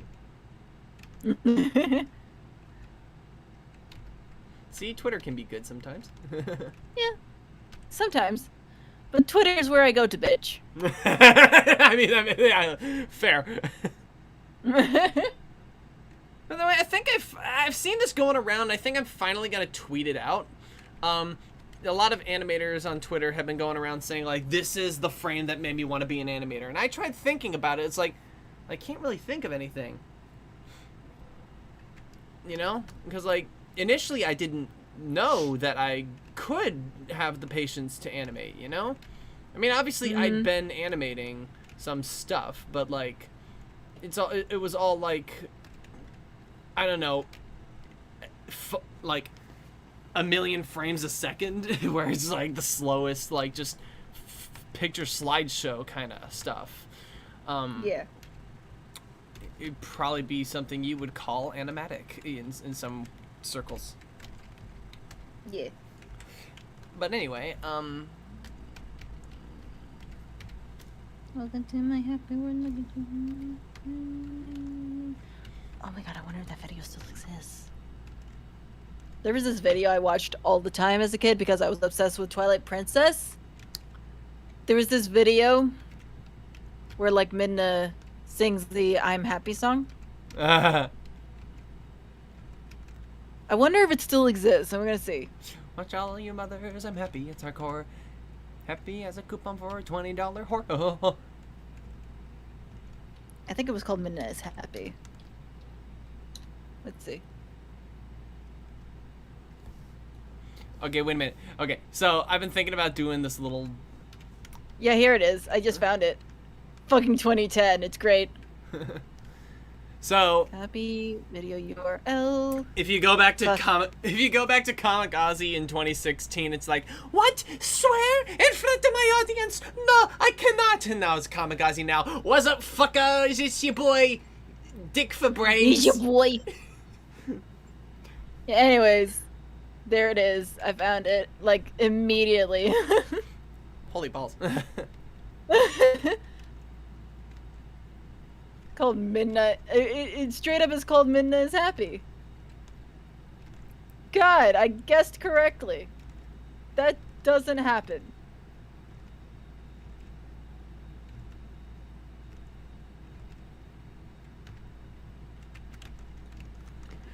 I like distraught SpongeBob with his nose straight down, but if I do that all the way, it's gonna be blocked by the horn, so I gotta do it like this.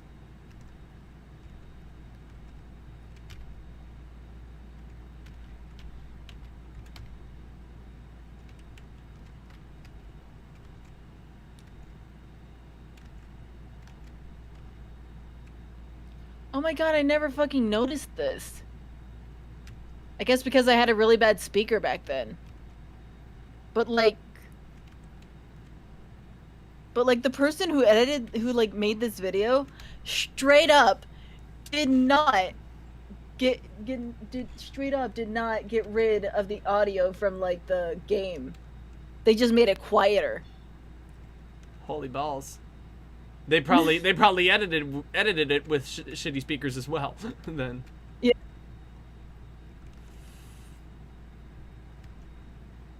Oh wait, no, this is a different one. Wait, this is a different one. Yeah, this is a different one. Hold on, let me see.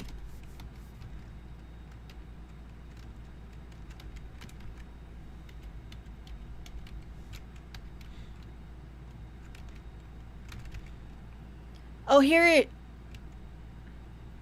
Oh, this is the one I watched. Here we go. SpongeBob Yeah, this is the with one. anxiety. Shush. This is the one I watched. This is the one. My mistake. This is the one I watched. There's two of them.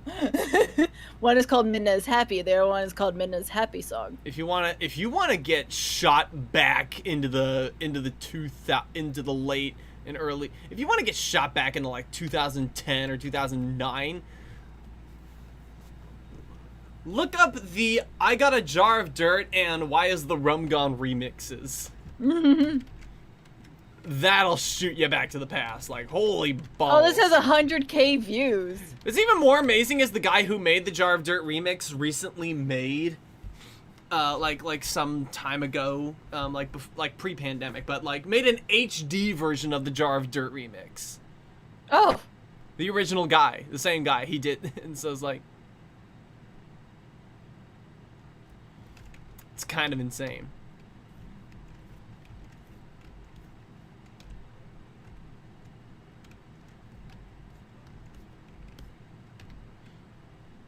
Oh my god. But that will take you back to the past. 2007. Yeah? Ah! This video's from 2007. Welcome to the future. Oh. So, oh my gosh, some of these comments are 12 years old. Now you know we're living in the future.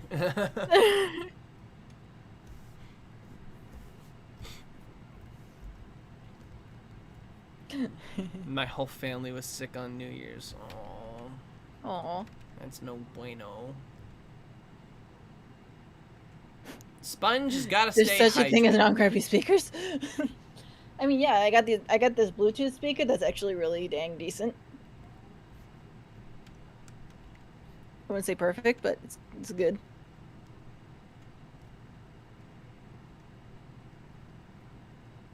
But yeah, I think everybody had crappy speakers back then.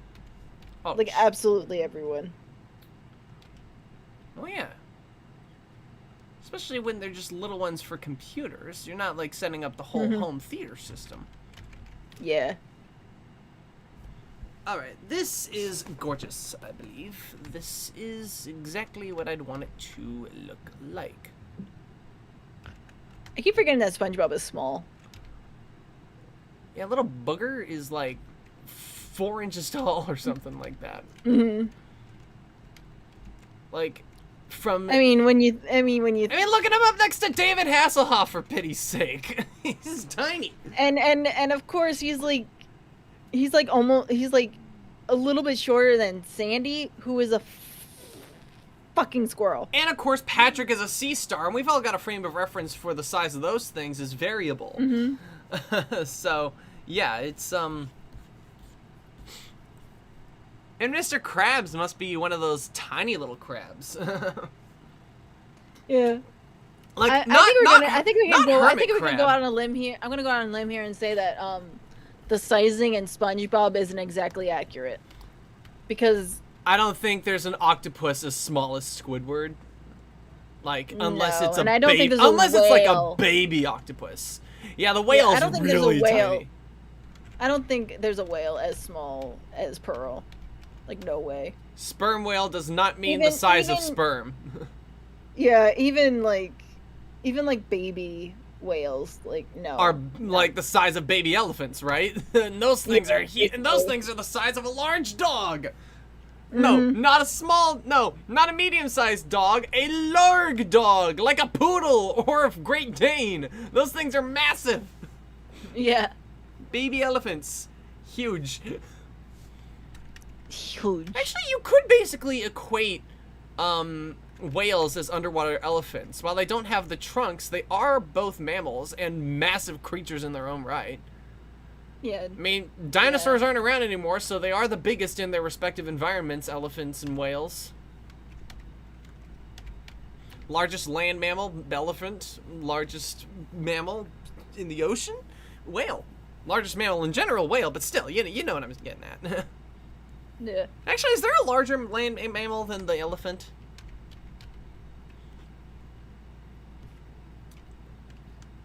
You know, that's don't still around think today. so. I'm not talking about any extinct shit. I'm talking about they're around today, and you could get Yeah, stepped on one. I don't think so, but I mean the giraffe is definitely taller, but not larger. That's true. Giraffe is tall boy, not big boy. Mm-hmm. I think I can get rid of that one. I don't think anything needs to be above fella and busy. Fella and busy. Fella and busy. Fella and busy. You heard me. I Happy, think good, angry, bad. That's my philosophy. Can't do it, man. I'm not happy. I am really special because there's only one of me. Look at my spouse, so they're happy and they're just me.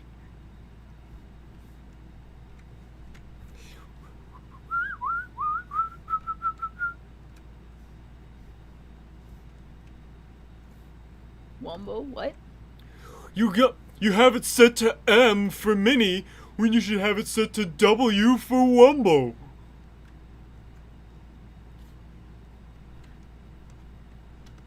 That's exactly what the bit is.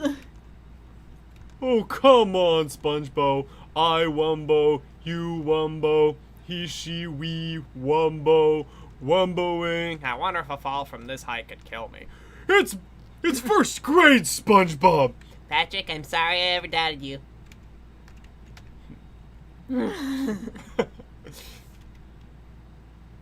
Oh my gosh, that's what the bit was. I fucking...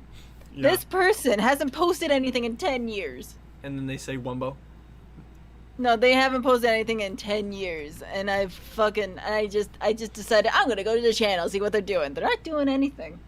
They haven't posted in 10 years, but I did find this.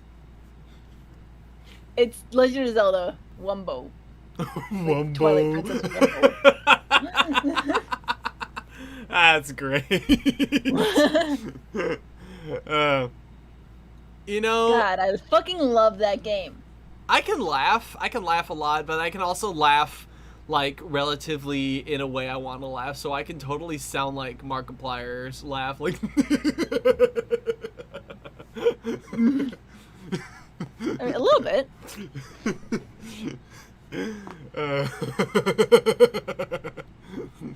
It's just the belly laugh.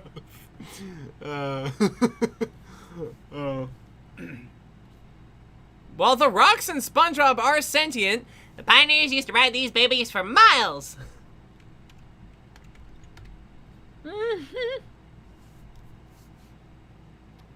What would sleeping with one eye open be like? Painful. Thank you for coming to my TED Talk. I mean, I have a cousin who used to sleep with both of his eyes open. It was kind of scary. How about Savage Fizz, the ship name that's also a soda? That's got to be like the spiciest or most caffeinated soda. Basically, you die as soon as you drink one drop. Savage Fizz. That straight up does sound like a fucking like 90s soda. Because there was a soda in the 90s that was like called Extreme or something like that. Extreme! It straight up died when the 90s died. And he was never heard from again. I'm not surprised Rocky won the snail race when we saw SpongeBob drive a rock. Somebody needs to tell Elmo to stop getting so pissed.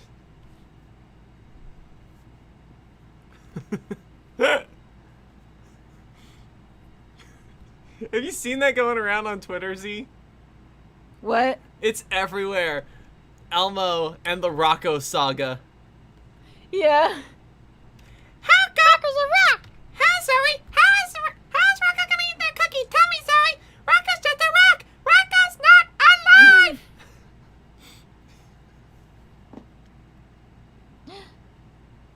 Hello? What? You went quiet for a second. Rocco. Rocco, Rocco, Rocco, Rocco, Rocco, our favorite rock. Yay! Why does this bitch look like me?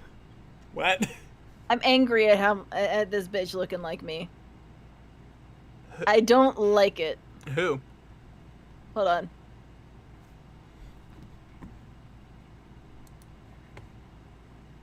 Who look like you?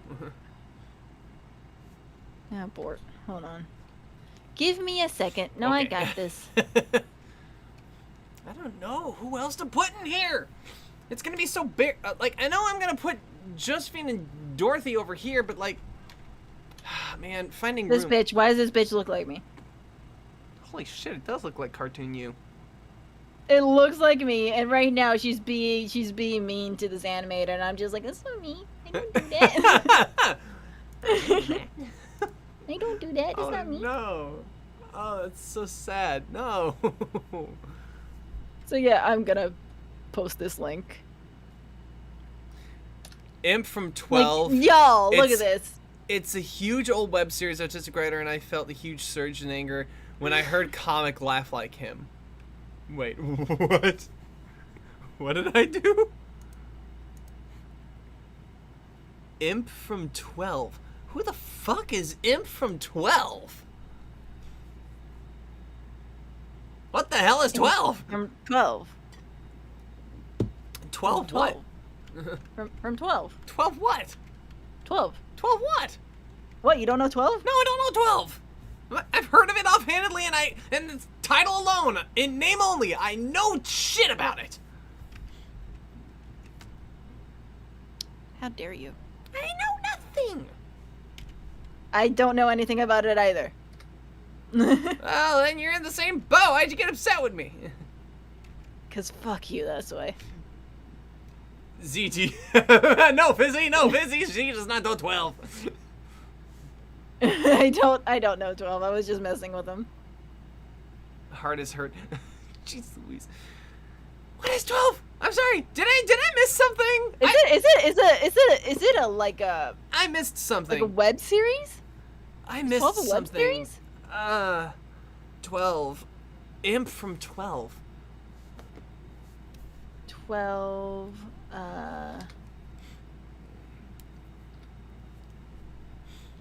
Is it a web series?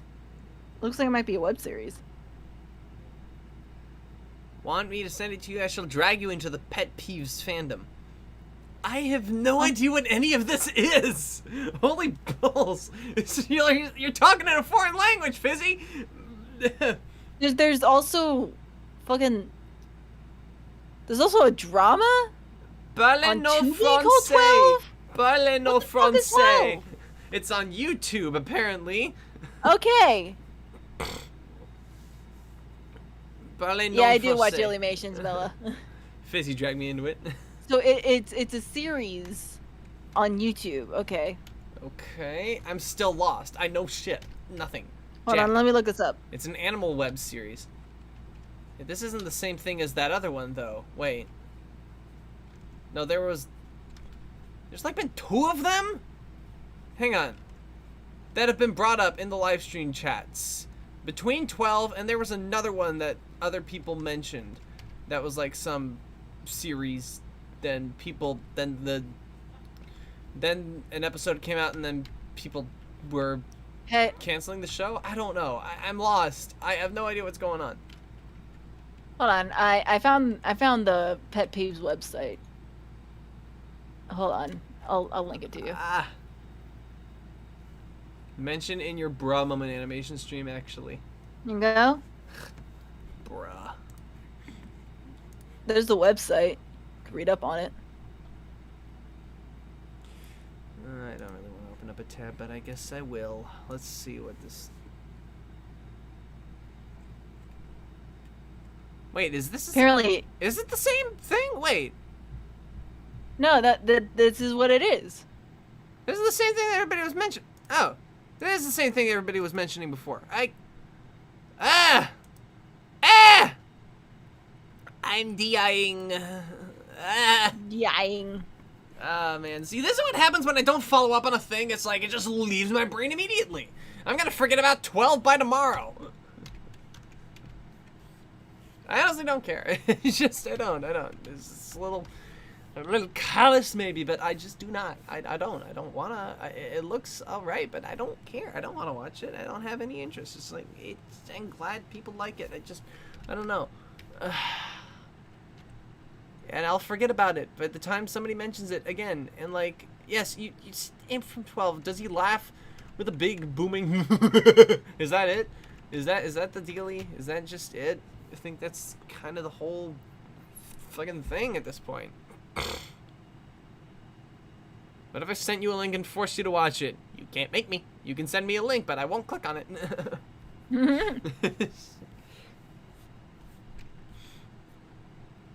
Fucking hell, come on. Why don't I know what I'm doing?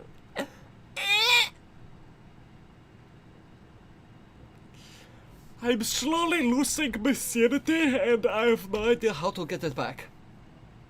And I don't think I ever will. Oh, that's even better. Oh, there we go. That's the Pudgy Pony shape. There we go. And I think I could probably cut back on that end. Boom.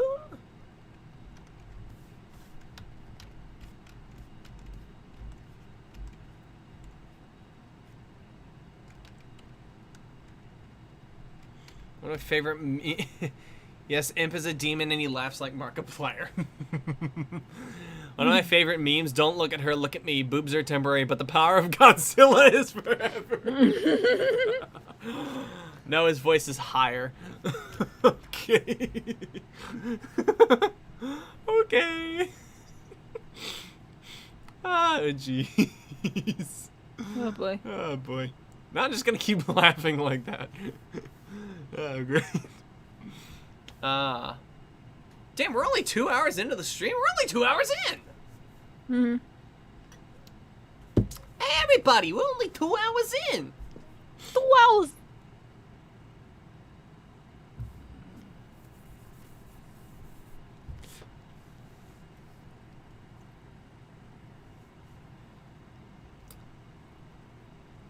And I want to grill some of the audience here on a question, whether or not you may be familiar with it, because I keep getting brought up with things that I'm not familiar with. Everybody, your familiarity with Disneyland and all the history and all that jazzmatazz. Has anyone seen pictures of the time Disneyland made the mistake of painting It's a Small World's exterior a color other than white? I was not aware that that was a thing. So, like, the original design for It's a Small World's exterior was in plain white, and it was designed as such so that at night, the whole thing could be painted with lights. Big spotlights in magnificent colors. But sometime in the 90s or so, Disneyland Paris opened, and they had a Small World exterior that was in multiple colors. But then, for some reason, they decided that this would also be a good idea for doing so in California, when the whole point of the design was that it would be colored at night. So, like, misstep. There's a Disneyland. Yes. There's Disneylands everywhere. There's a Disneyland Japan, Disneyland. I'm pretty sure there's one in the UK. Well, that would be no. So what you got is you got Disneyland, Walt Disney World, Disneyland Paris, Tokyo Disneyland, Hong Kong Disneyland, and Shanghai Disneyland. But yeah. Okay. But otherwise, yeah, for the most part, you look, the color of the exterior of It's a Small World is supposed to be white, so that at night you paint it with a bunch of big, colorful spotlights. So like when they colored it, and I'm seeing pictures or footage of like an old Disneyland It's a Small World, and it's painted up to look like the friggin' Keebler Elves house. I'm like, no, ew, they did that? Then here I thought they only ruined Space Mountain with an ugly bronze color palette. I didn't realize they did that to Small World too. No. Gross. It's like, ew. Ugh. I'm gonna die. Ugh. Disgusting. That's a little bit dramatic. I'm gonna die from this ugly color palette. Okay. I don't know. It feels gross. Yeah. It feels so violating. It's like, and another thing is they did the bronze color palette on fucking Space Mountain because they did the same thing in Disneyland Paris. But there's something to be said about Disneyland Paris and its design of both Small World and Space Mountain's exteriors. Very different from the way they look everywhere else in the world. So it's like there was an entire steampunk vibe with the Space Mountain thing. So its bronze palette looked appropriate. And for It's a Small World, it had the idea of like a pop-up book of a fairy tale gingerbread variety. So it was like its color palette didn't seem so off. Fucking. Did anybody get flashbacks to Disneyland Paris's It's a Small World face when seeing Sundrop and Moondrop from FNAF Security Breach? Because it has the split face thing going on. Oh, yeah. I'm gonna pull it up now.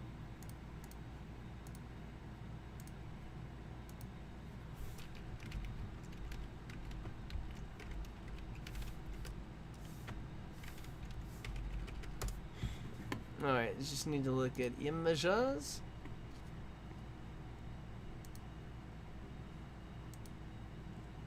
That's even more pastel than I was thinking.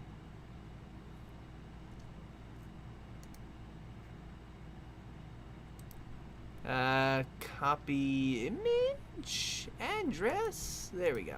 That'll do it. Yeah, here we go. Boom. There you are.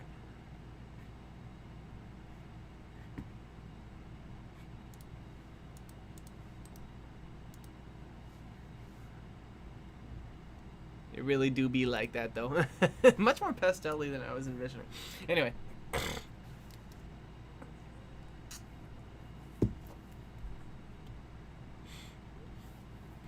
Ah, man. Give it up for 2 hours. Where Comic has been sitting idle, not knowing what to do. Anyway. I think I need to follow up on... Okay, I think I need to do the hair. I need to do Fizzy's bangs first. This is the foist thing I need to do.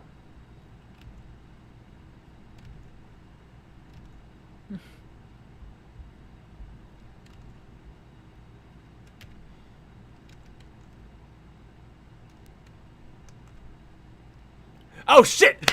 Oh no! Oh golly! Oh! I just realized something! What did you do? Okay. So, It's a Small World had a boss fight in Epic Mickey, right? Yeah. Now, oh balls. Imagine if it had the split face look like Disneyland Paris's did. And then it did its transition and transformation like Sundrop and Moondrop from FNAF Security Breach. Oh. That I would love. Okay.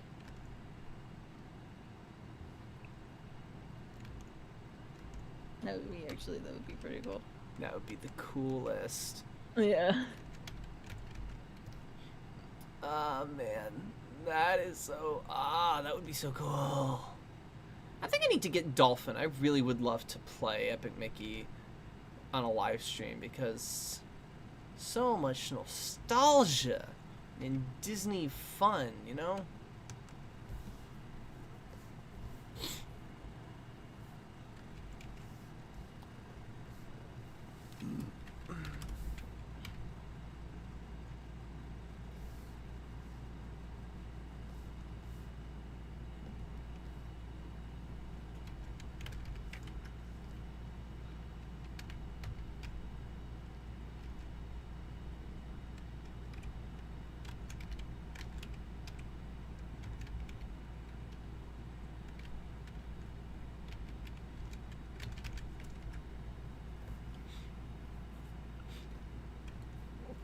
All right, let's just the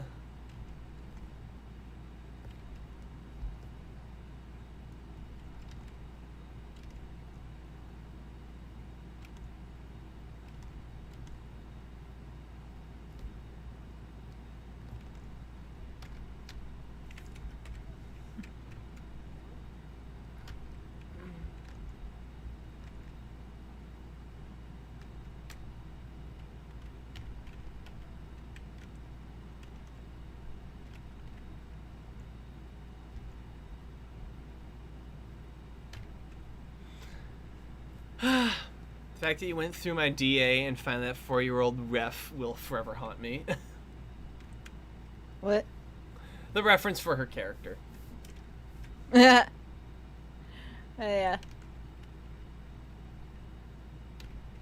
Yeah, that did have it, didn't it? I still think that because of the MLP aesthetic, that you could literally have any character, even one made in Ponymaker, and then easily translate that to something a little more show authentic, you know? I think you can do that.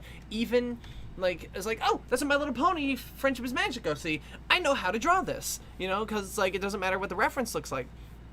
I'm glad you find my mental suffering entertaining. No, I'm just...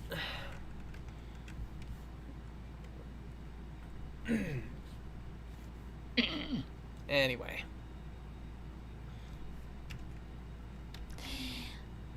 Boop. Boop. Boop.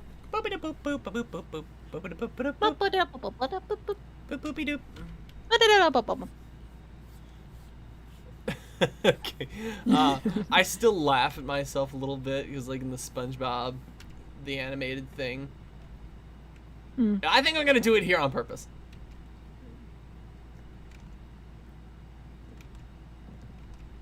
So in the reanimated thing where I did the Goofy Goober shot, I did SpongeBob's pores on the side of his head backwards. So it's supposed to be that the smaller pores in this pattern are supposed to be toward the back of his design, right?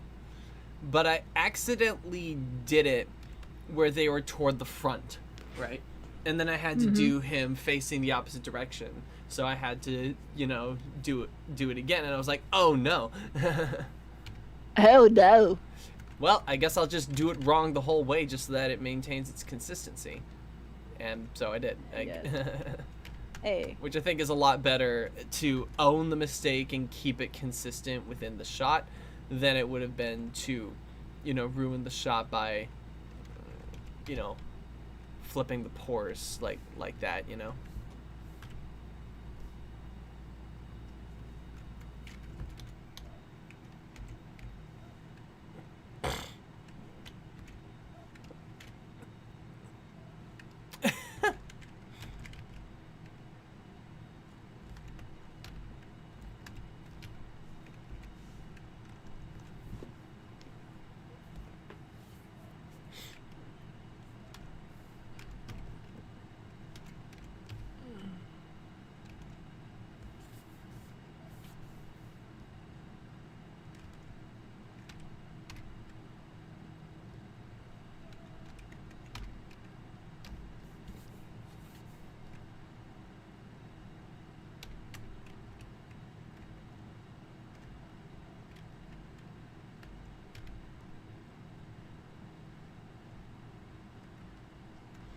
Poor SpongeBob. He is not having a good time right now.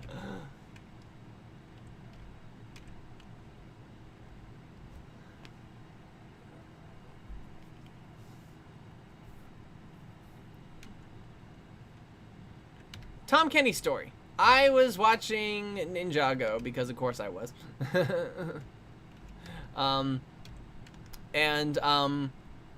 There was this whole season centered around a nasty villain who was stealing everybody's elemental powers, and his whole dealio. He was an evil mastermind, but he was also owner of a noodle store. And this guy, it sounded like Tom Kenny was voicing him, but it turned out it wasn't, because it was like, this sounds like it, because it's like It sounds like the Ice King if he was doing a vaguely racist Chinese-sounding stereotype voice.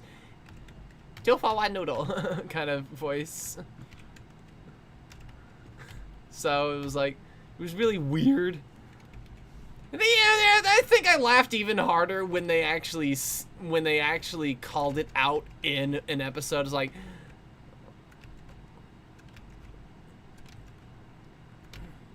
when they actually called it out in universe, it's like, oh, that.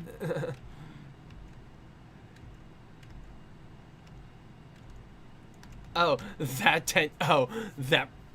that poor stereotype. Like, I thought, like, okay, well, I guess if they know what they're doing, it's fine.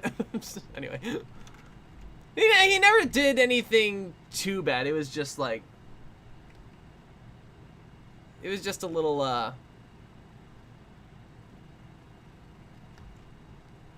you know, it's like he never mangled his R's and L's, so it wasn't that kind of offensive. But I can imagine somebody would probably have a problem with his voice, is what I'm trying to say. Even I was kind of wincing just a little bit whenever he spoke. It was like, this hurts to listen to a little bit. Must be awful being that tiny. Probably.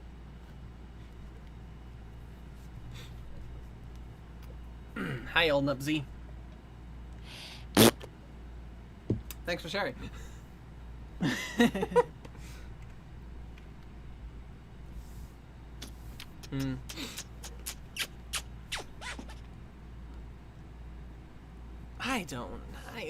Help me. I'm lost. I take forever. Why do you take forever, comic? Why?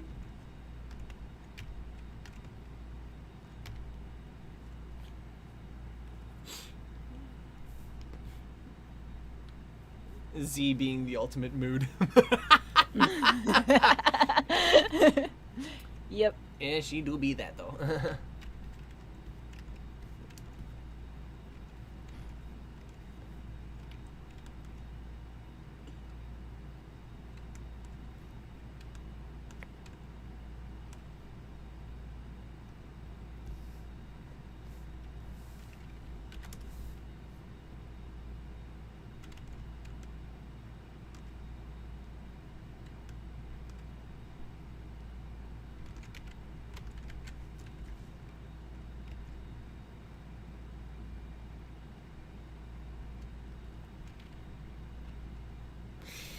Anyways, let's see.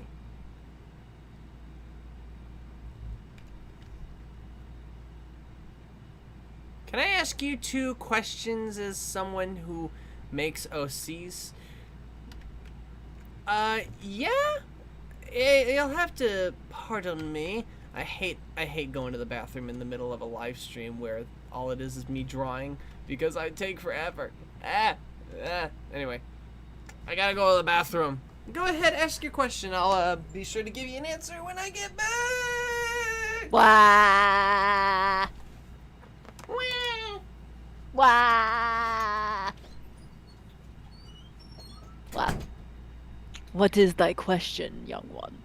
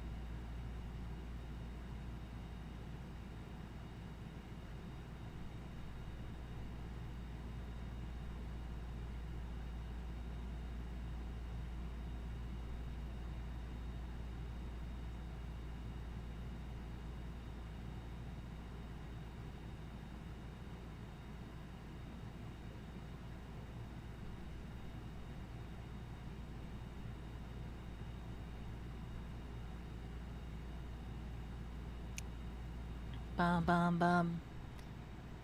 Get around, I get around, woo! not here. Fuck.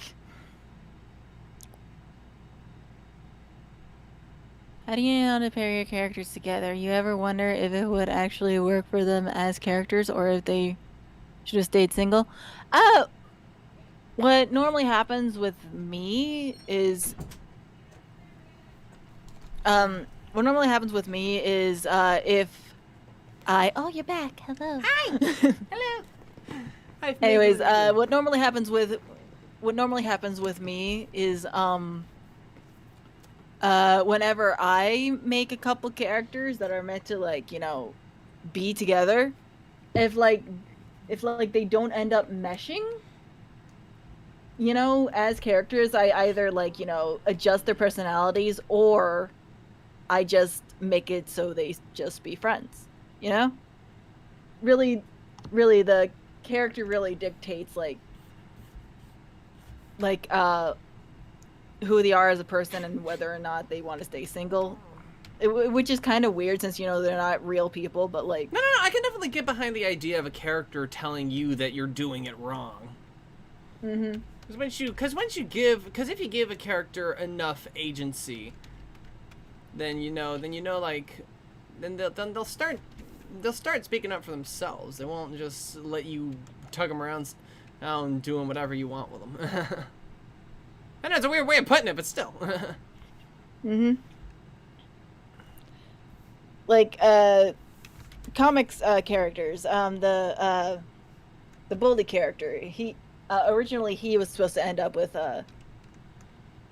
Like here, Yeah. I can go ahead and talk about this. Let me just... Yes, do it. So, how do you pair your characters together? You ever wonder if that would actually work for them as characters, or if they should have stayed single?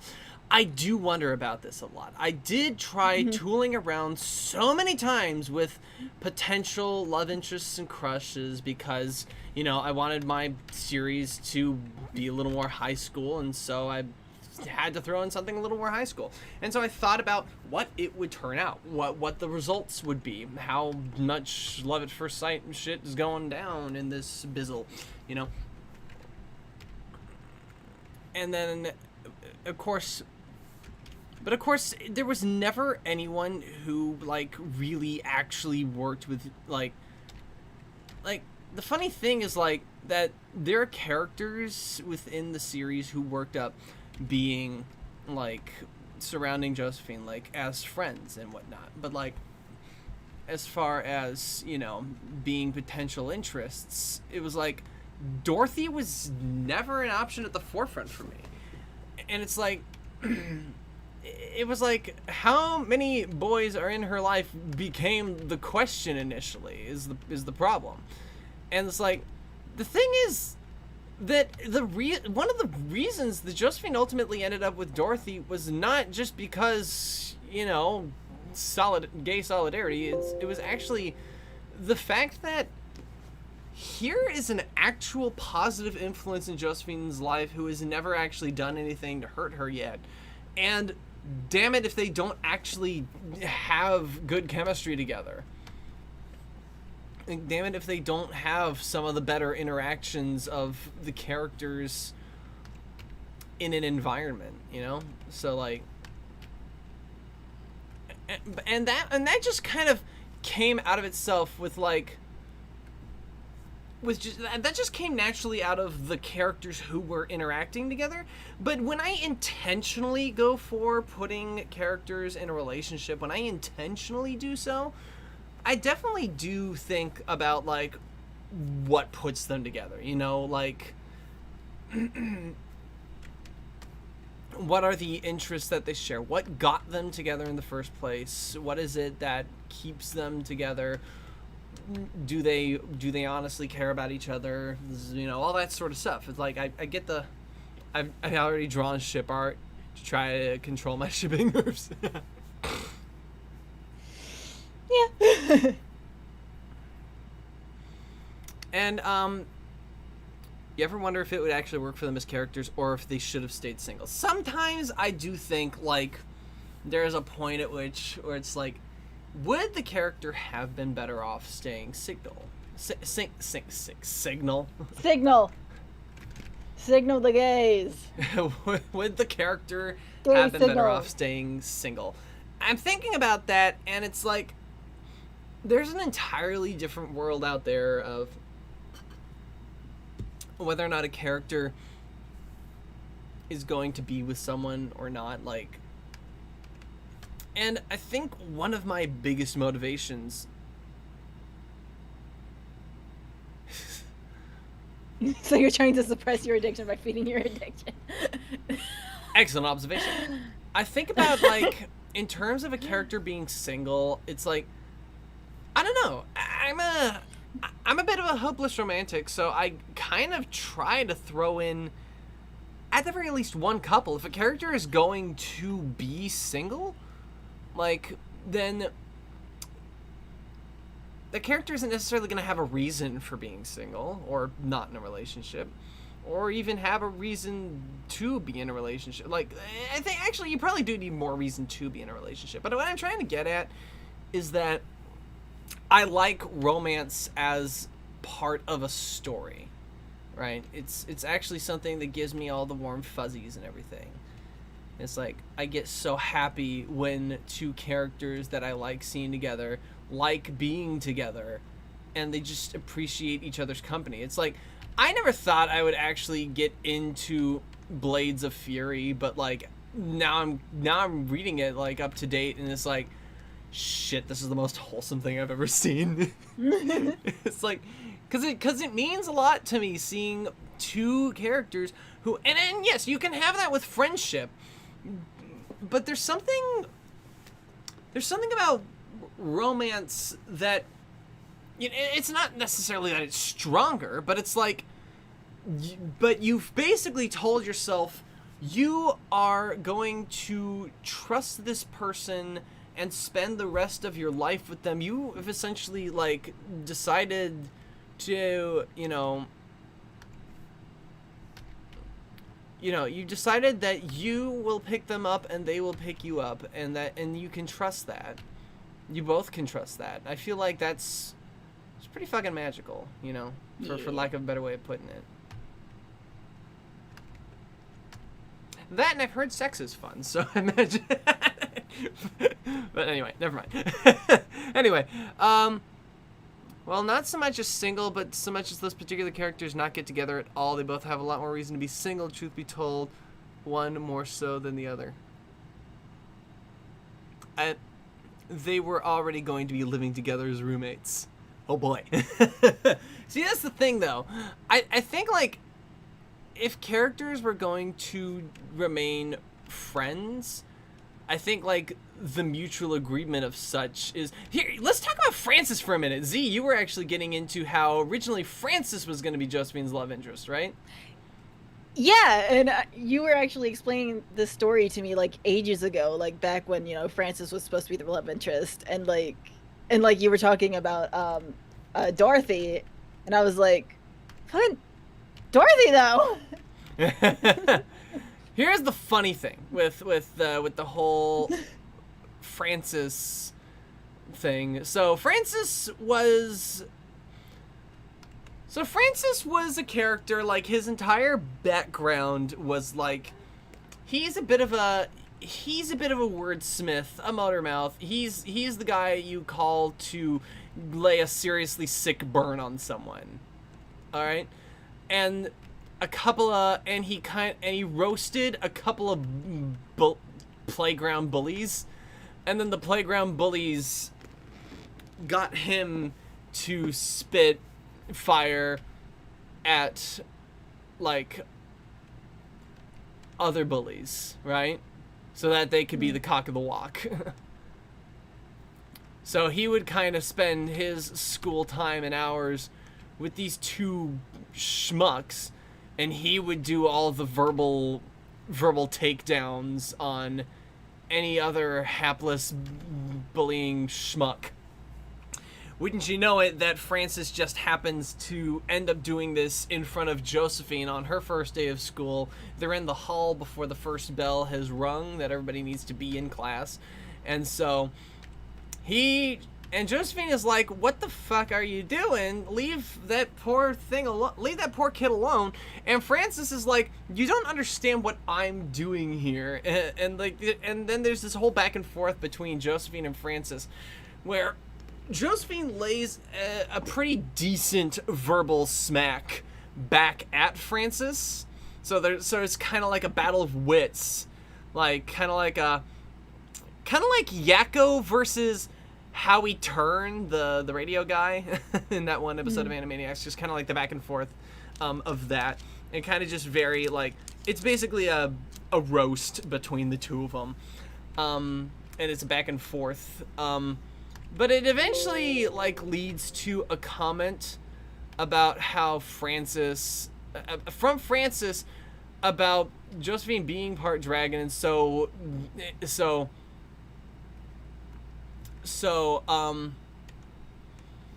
he makes a comment about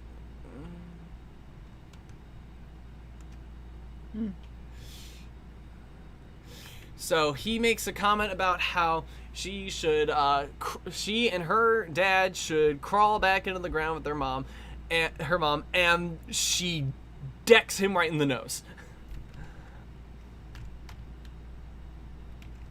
Josephine never knew her mother. But damn it all if she'd never seen Farnes cry over his loss. So yeah, that hit a little too close to home. Crawling into the ground.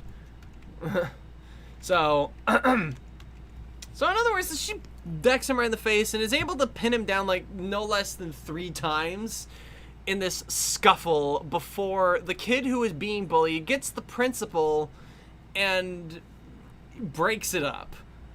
And it is at this moment that a switch is flipped in Francis's head, in like where it's like she fucking had me pinned to the ground. And now Francis is completely head over heels. He likes anybody who can beat him in a fight, apparently. Basically. It was like, step on me. What? Anyway. That's my headcanon for Link, by the way. He likes anybody who can beat him in a fight. I can see that. Anyway, but like, so this guy, when he gets back, I had pockets! I'm sorry. I just realized I had pockets. when he gets back to school and he meets those 2 schmucks, he's like, fuck off. Actually, no, he's not like fuck off quite yet. So he is actually like still hanging around with them, because it's like, because ultimately he still thinks ultimately that they were right, that this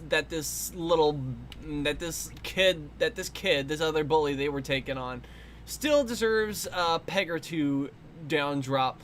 But of course, Francis, whenever he comes across Josephine, he just like turns around and is like, nope.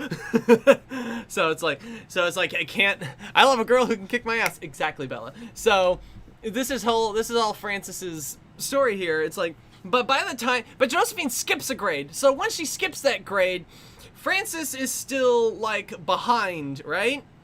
So now Francis is still in middle school, Josephine's in high school. But wouldn't you know it, Francis and the bully are still behind. So now he really lays into her. And then when they finally get up to high school, Josephine is then being made to realize that the bully, maybe now not so much, because now is friends with Josephine, and he's been laying into a friend of Josephine, and now he is so mad. He tells the 2 bullies to go off and fornicate with the equine you have both run into town. Basically, fuck you in the horses you rode in on. So anyway, He said a lot of words, and I did not glean to a lot of it. Anyway. So, yeah. Now Francis is, slowly but surely trying to work up a better rapport with Josephine. Eventually, he gets up the guts to say, I'm sorry, and Josephine is like, basically got a water under the bridge mentality, right? So, all good, right? Right! All good things. So now Francis becomes more of a friend. And now Francis becomes more of a friend. So, and that is how Josephine and Francis become friends.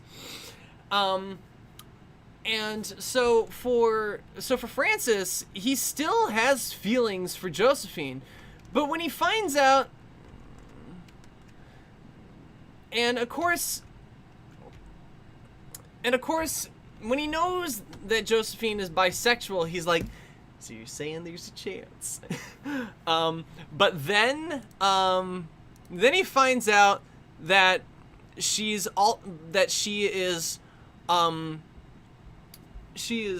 homoromantic, and apparently that actually means a lot more to her, like, in the grand scheme of things.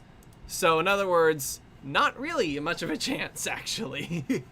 In fact, 0 chance. The minus chance. Because Josephine can develop romantic feelings, because Josephine develops romantic feelings, and she cares about them a lot. So, shit. Well, if I can't make her happy, then I'll just make sure that she is happy. And so he tries to play matchmaker with Josephine, and sets her up with some potential dates. And that is where Josephine and Francis' relationship now stands when the Duck Heart series begins.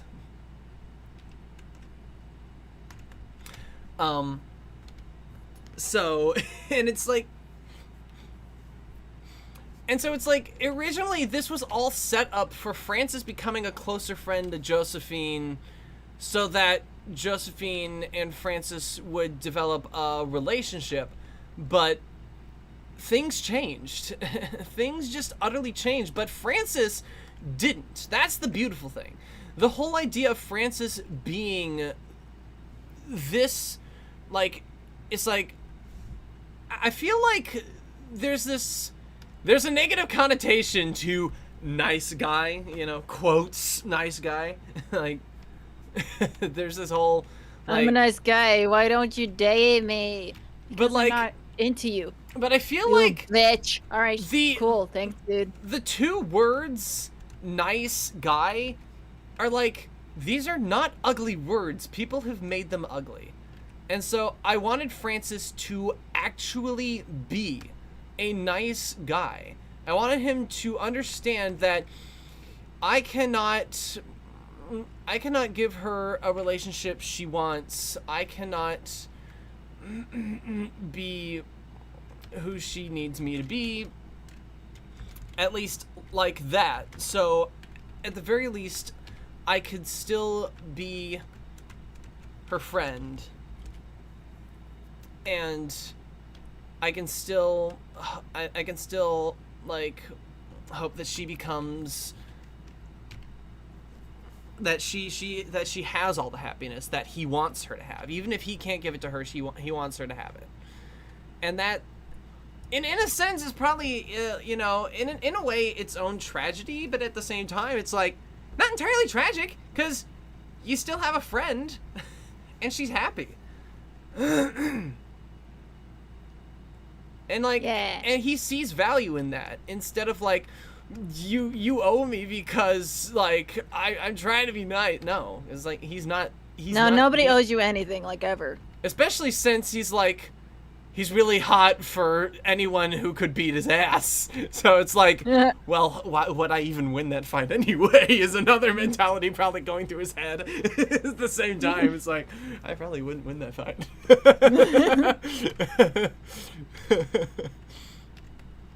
It's like, I imagine somebody coming up to Francis being like, is this a BDSM thing? It's not a BDSM thing!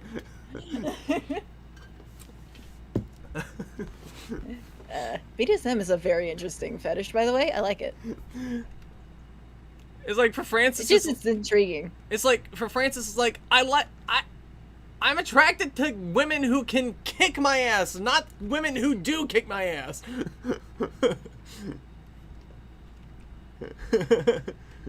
But there you go.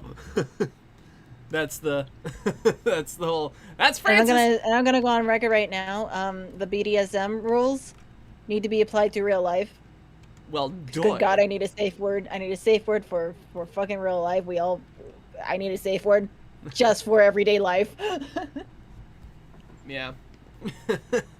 But there you go. There's Francis, and he's not gone. I do think like Francis needs to be there for the context of Josephine and Dorothy's relationship to be even stronger because I guess in far and away, I guess Francis would be Francis would be the Luke Skywalker to my George Lucas in a way that he's the straight white guy in the series. He kind of needs to be there in that respect, I guess.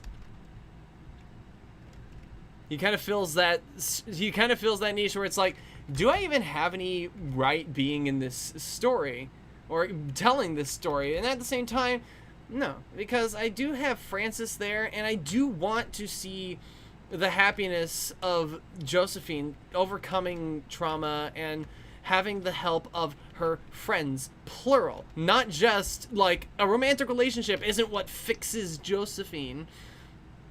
It's the support system of her friends and her father and all that. So, healthy guy-girl friendships are underrepresented. That's also very true. It's like... Mm-hmm. And also, I kind of wanted to broach that idea of Francis being, like, horny for the idea of a woman who could kick his ass, and Josephine happens to fit that criteria, but still being a good friend who does not, act on that. Is like, I think that's also important. Like, I think it's also important to normalize that whole idea of, like, horny is not evil, Mm-hmm. which media sometimes Horny isn't like evil, but forcing that horny on others is. And that's the thing. The idea is like, it's like I'd say the horniest characters in my series are like Francis and Dorothy. Oh, what a coincidence. But like at the same time, I still want to portray that as like, that's not bad. Them being horny, but like doesn't affect anyone, especially when they don't force it on anyone. It's like, it doesn't affect anyone, and it's fine. It's like, there's nothing wrong with it. And so there's a lot that I want to throw in there about like the interpersonal relationships of all of these characters. Even freaking Bonnie Ann is asexual, so like she would even be able to get like something in the conversation going on in this whole deal. Maybe not the horny part, but you know what I'm saying. Mm-hmm.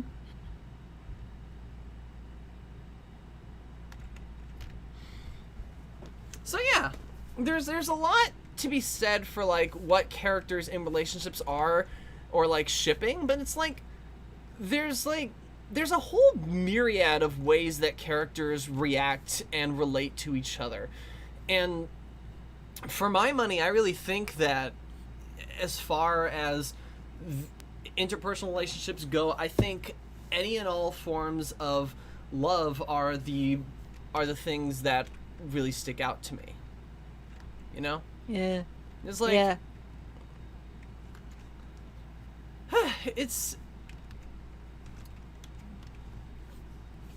love is a beautiful word, and Yeah, which is why my comic, I call it a harem, a reverse harem, quote unquote, but it's not actually a harem, because the main character is 14. right. Yeah. Anyways. Night Rider, good night, Rider. Night. And what I'm planning on doing with that series is to have like each guy character be focused on different types of love. One character would be focused on like, parental love. Another would be focused on sibling love. Another a respect kind of love. And, I can get behind that like whole a mutual respect angle. type of love.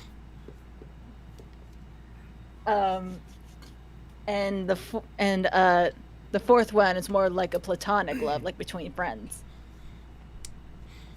Yeah. Yeah, that's what I want to focus on with my comic. Like I want to make people think that I'm going in the direction of romance, when in actuality, no. Because one, she's 14. They are not. She's 16. She's 16.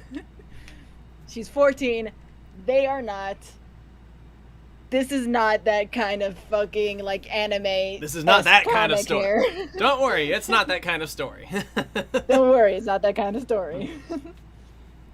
I want to see who the fuck is paying attention. Like if somebody comes in my comment section like complaining about her being 14 and shit, I'll be like, that one's not paying attention. That's another reason why I don't know about whether putting my OCs Venus and Riley together. I love found family stories and different kinds of love to be known. And that's why, in a respect, Josephine's father, Farnes, is probably going to be getting the brunt of B-plots in episodes. Because it's like, Farnes is just as important a character in Josephine's life as she is in his. Because love isn't one-sided. That's another thing that I want to portray as well, and I'm going to have a whole arc in the first season about a very, very one-sided relationship. But, like, no spoilers, Z, I still want to keep that a surprise. But, like... Ah, damn it. Yeah, no talking. But, like, so, as far as I can... So, what I want to try is, I want to show how love affects when it's in these like different relationships, but all these relationships are still under the same roof. Because Farnes would probably consider himself as much of a friend of Dorothy as Francis would consider himself a friend of Dorothy, and Dorothy much more closely considering Francis a friend because they're peers, they're the same age. So like, but like, you get what I'm saying, right? It's like this whole hodgepodge of community and family that like the interpersonal relations between everyone, it's like who's this and who's that. It's like get a world with magic, no internet, and like back in the 1920s, and like we're getting something a little more interesting where we're having to catch up in person, and it feels so good, you know? Yeah. It feels so right. Alright, now I gotta figure out how to do these pointy bun things. This is gonna kill me. Help! I need to draw... That's actually not a very hard shape. I need to draw... Think of... They're strawberry. Just think of a strawberry. I think, like... I have to draw her hair because I need to... something. I need to draw her hair because it's gonna dictate the framing of literally everything. Because like the hair is gonna get in the way of so many things. And while I'm here, I might as well do her clothes as well. No, don't feel bad, Fizzy. We're actually very happy to discuss this. I think we would discuss this like on our own. Yeah, like I think if it didn't come up, I would have brought it up at some point. It was like, yeah, I love my gabies, and I love their parents and their other friends, all the friends. I love everything about these absolute darlings. It's like, and that's the other thing. It's like the whole thing is that all of these characters are like, maybe they're not all the main characters, because the real two main characters are Josephine and Dorothy. They're going to get the brunt of screen time, but everybody exists. The world does not revolve around these two lovebirds. It's all about like how these two lovebirds navigate life, and life has so many other people, you know, in it. Not just random strangers, but also close personal friends. And that's really what I want to do with my delightful little magical slice of life. with a 1920s aesthetic, I swear. I'm going to figure out the alternate timeline and how we get to 1920s America. It's not going to be called America, but we're going to get to that aesthetic. Cab Calloway will be born and writing music. I'm going to figure out how we're going to get there. And it's like, I don't think Adolf Hitler would stand a chance if he existed in this universe. I'm just going to say that right now, because one of the things that's going to happen is, like, they're going to, like, the colonists are going to meet the natives who are all fawns, who are all mages. So it's something that Overly Sarcastic Productions once said. When one side of history has magic, things are going to go really differently.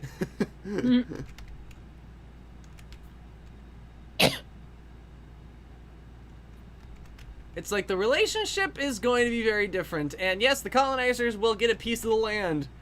A very disjointed L-shaped piece of the land. Everything else belongs to the natives. Like, they're gonna get a good chunk. And I had to design the landmass as well. I'm not taking our current geographical appearance. So, like, there's a lot of legwork that I'm trying to do, and, like, okay, here's the history of the world and the consequences therein. So this will change things, like common phrases, you know? Things will change, because, like, one word means something in our version of English, but what if English isn't called English? These are things I have to figure out.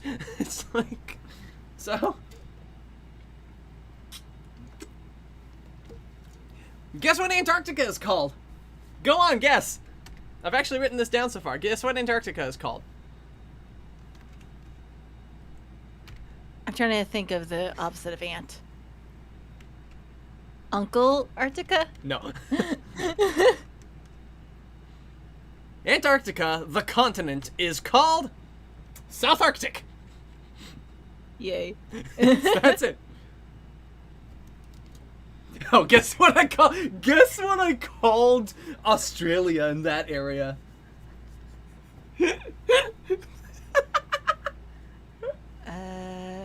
Kangaroo Town. No. I called it Dangaree Doo. Dingery Doo. Dangaree Doo. Yo. Fucking. The continent of Dingaree Doo. Dingery Doo. Dangaree Doo. Nothing bad happens to the Kennedys. Everything bad happens to the Kennedys. Like, do you know history? Holy shit. That family has, like, the worst luck. Yeah, no doubt.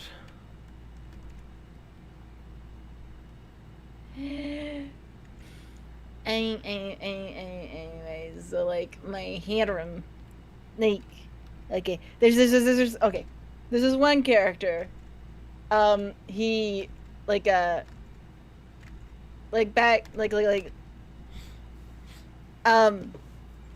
I don't know if I explained this before, but my story is basically about, like, you know, monsters and shit, right? Right, yes, there's monsters and shit. There's monsters and shit. Monsters and shit! And of course, like, all these characters, except for one character, like, basically all these characters, like, used to be human. Ooh, nice. The only character that isn't human, that, like, was never human, was just, it's basically like a river monster. You know, I can't think of a scenario like how a human would become a river monster, so there we go. but yeah, they all of course they all represent different types of love, but they also all represent different types of, like,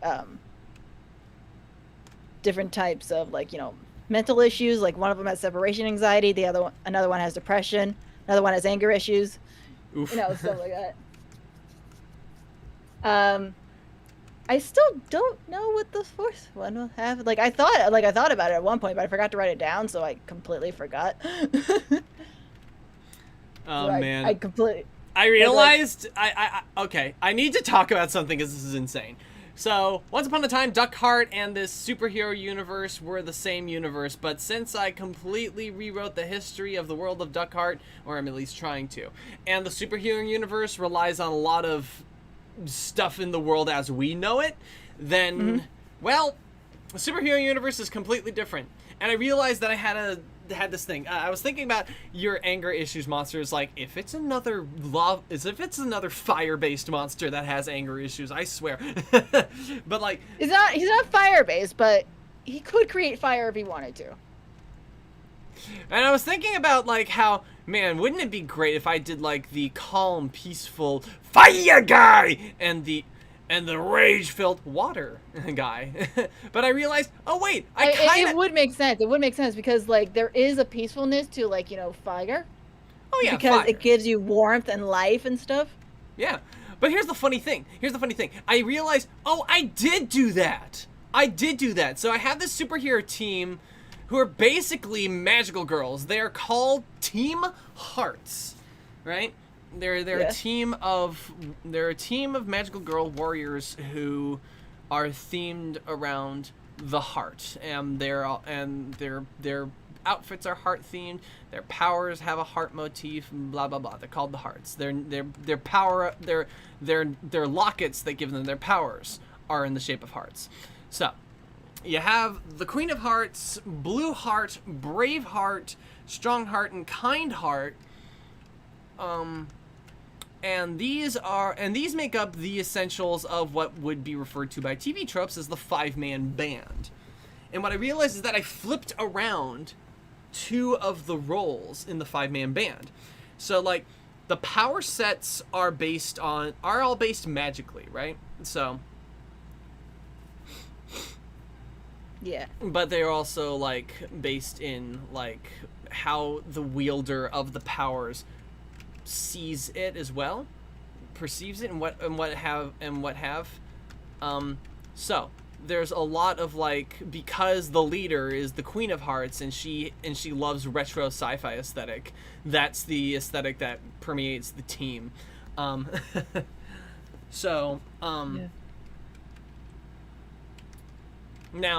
you have the leader, who would be the Queen of Hearts, and then you have like the big guy who's like Strongheart, who's got these toughness, who's big and buff. All the team members are women, by the way. And then you have Kind Heart, who is, well, the heart, the empath, the that character.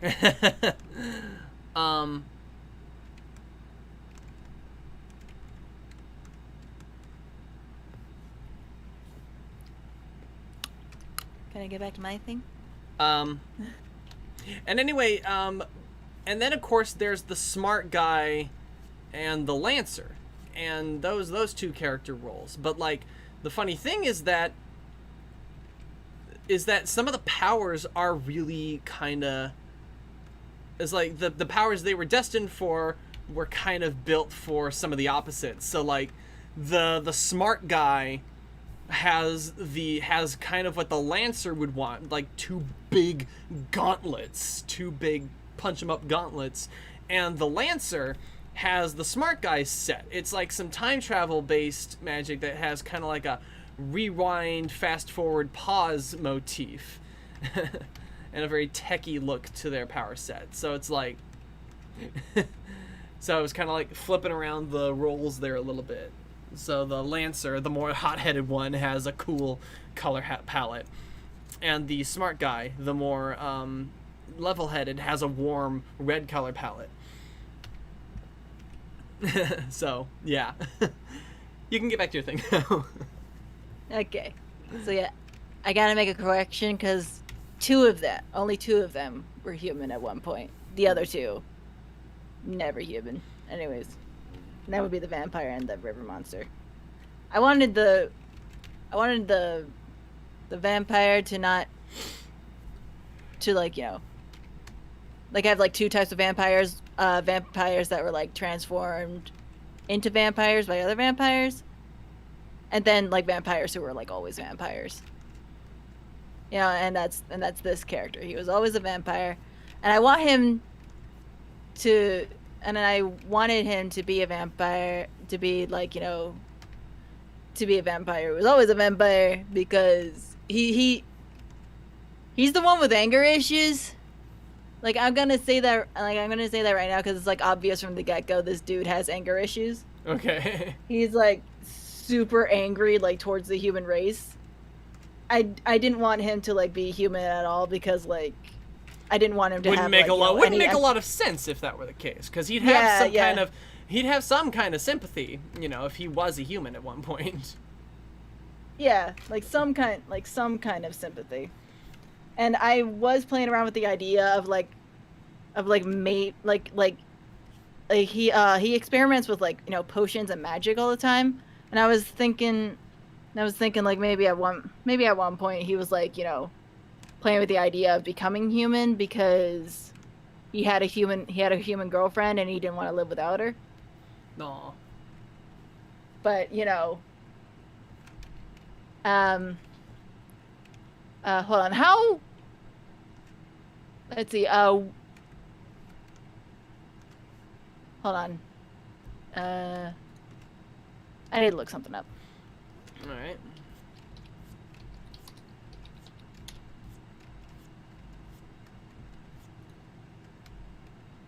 Da da da da da da da. Okay.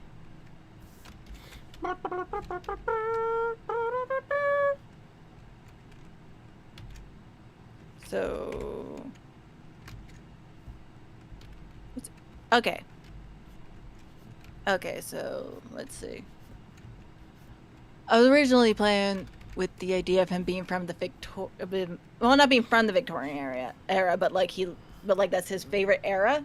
Yeah. And I wanted to be because that's the era he met his like girlfriend in. Oh, that's oh. And that's you know, that's the reason why he's like, you know, dressed in Victoria and all that shit like all the damn time. Mm-hmm. And then of course, like, you know, at like, you know, at one point, like I'm trying to like were the witch trials happening during the Victorian era? Because like I don't know, when was the Victorian era? Victorian era was from 1837 to 1901. Plymouth Rock, 1600s. I don't know. That's a thing you'd have to look up. I don't know. Where does the timeline line up? Yeah, because like I'm trying to think of like, you know, a reason for him to like start hating humans, but not really have like, you know, a really, you know, cemented anger, like you know, have to be like, you know, cemented in him, you know, because like, you know, for a while he would have been like, not all humans are bad, because, you know, my darling was a human and she was like great to the end and all that shit. But then like, you know, this fucking like this pops up in like, you know, the first comic, so I'm just gonna say it, like, you know, this like great fucking like it's called The Great Cleansing of like 1983. We're like basically just like, you know, the governments of the world just sort of came together and decided we need to get rid of these creatures. They're like causing trouble and shit. And they like fucking killed the vast majority of like, you know, vast majority of monsters. That's when his like hatred was like super cemented. He was like, nah, this ain't it. This ain't it, Chief. This ain't it, Chief.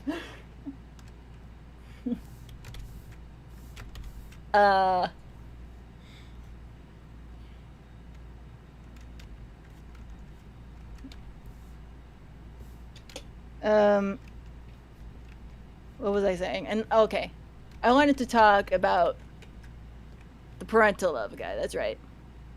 You might want to make it really quick because we're getting to the end here. Shit, dog. Shit. Like okay. There's this one monster guy. He I'm not gonna say who. I'm not gonna say who quite yet. Because spoilers. Although I guess the whole like him the whole vampire having a fucking love shit is also spoilers. Damn it. I spoiled my own shit. Anyways, so like one of the monsters, he, like back, like, you know, back before he was a monster, he was a doctor. And he had a daughter. And, like a 12-year-old daughter, so, like, not far off in age from the main protagonist. Right. And like, you know, while he was, you know, practicing and stuff before he was transformed, he wasn't home very often. Didn't see his daughter a lot because, like, you know, he's a big old professional doctor. Mm-hmm. He went to work all the time and shit, always had patients. He was a good-ass doctor too, and he wasn't home all the time and stuff. His girlfriend, not wife, they never got married. She left him because of how little he was home and stuff. And of course the daughter was like with the mom all the time and all that. Mm-hmm. But you know, he you know, despite all that, you know, like, he still tried to see his daughter as much as he could and stuff, but like he would always get called back into work and all that. Which, you know, sad for the daughter. And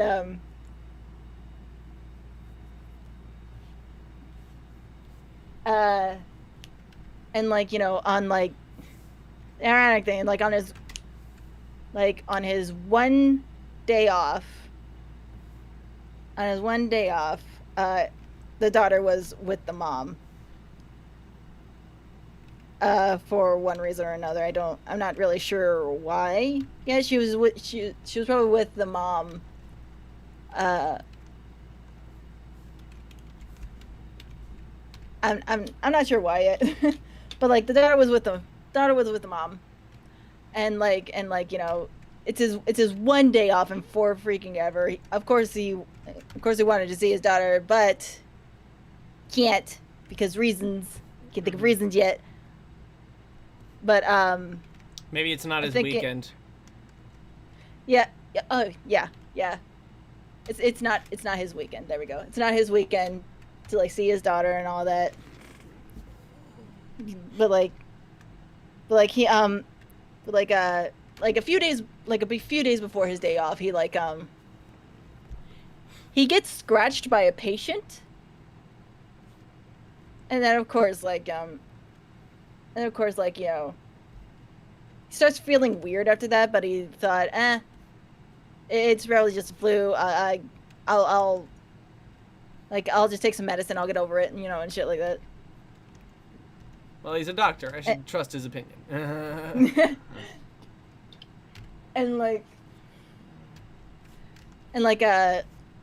You know, since this is one day off, and like, you know, his colleagues decided, hey, we're gonna go and get some drinks. You want to come? And he was like, you know what? This is my one day off. Sure, I'll go have drinks with you. So he like puts on his like, you know, his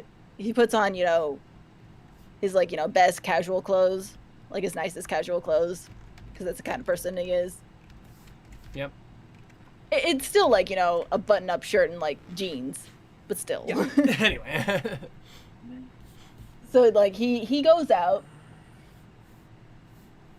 He goes out and you know, he's having drinks and shit, and then he just like starts feeling like so much worse, like fucking head spinning and all that shit, and he's just like, I gotta go home, and of course he's, you know, he's driving home, and he's getting more and more dizzy as he's driving, and he's just like, can't fucking drive, gotta pull over, pulls over, gets super queasy, and then he fucking like passes out, just like, you know, just like on the side of the highway. Completely taps out.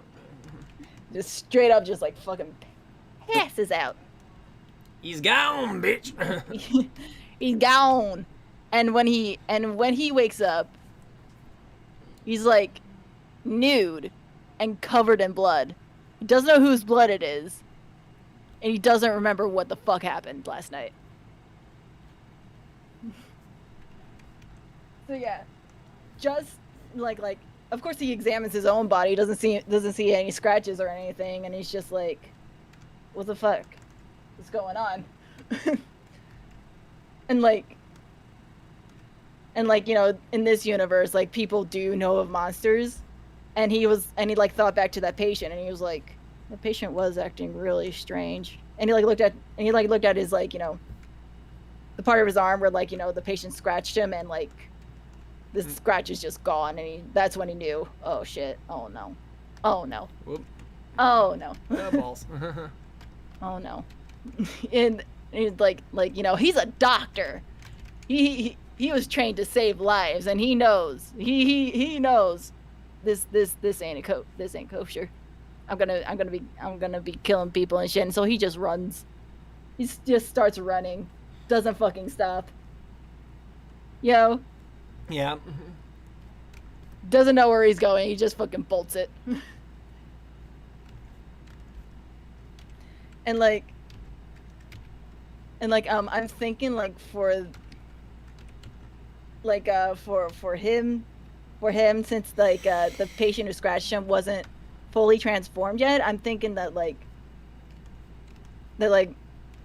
maybe some because of that, some, like, you know, weird DNA shit happens where, like, the person who got scratched by the person who wasn't fully transformed yet, they they can't fully transform themselves. They can't fully transform into a werewolf, and they can't fully transform into human, so they're just, like, in this weird limbo area. But of course, but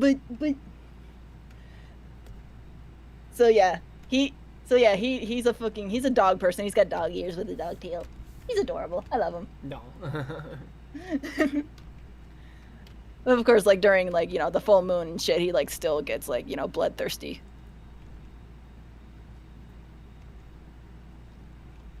Which, you know, again, he's a doctor.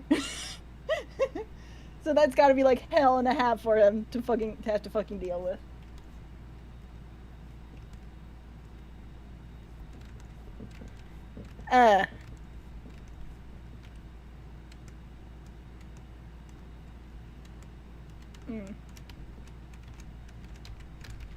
Oof. All right.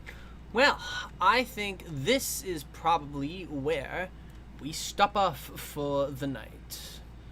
This hair is a nightmare. Holy balls.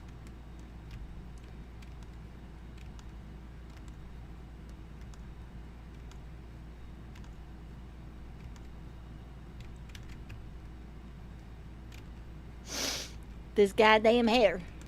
It's huge. This goddamn hair. Why did Cassie have to have such massive hair? It's not as massive as Bella's. At least Bella's is very simple, though. Imagine fitting these big-ass rabbit ears. I burped. Yeah. Yeah, I did. Yeah.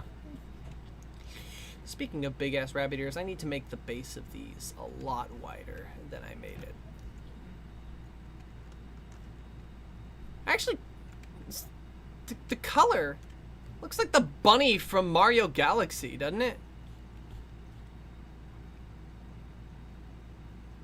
Or like bit. the bunny from Mario 64. I think they were the same color, right?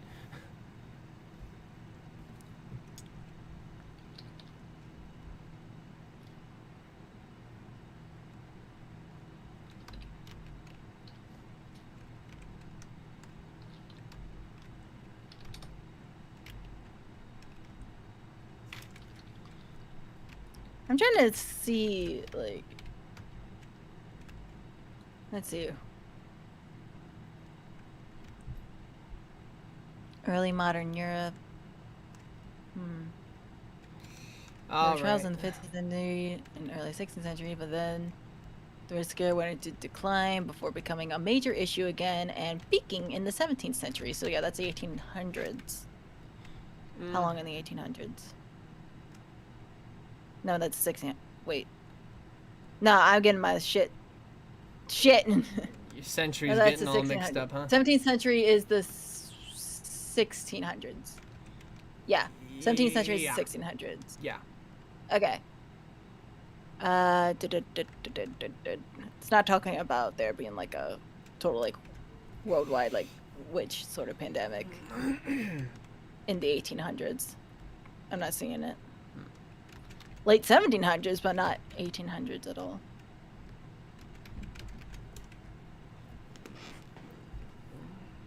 What? Wait, what? Hold on. I did not. Sub-Saharan Africa. Okay.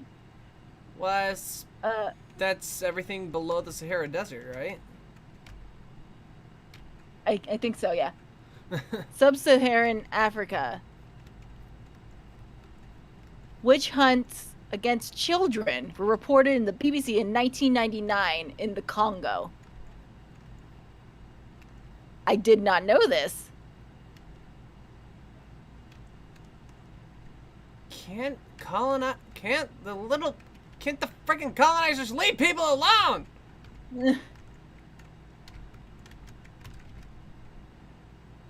This was 1999. Oh, great. Witch hunts against children in 1999 in the Congo. That's a great place to end a stream.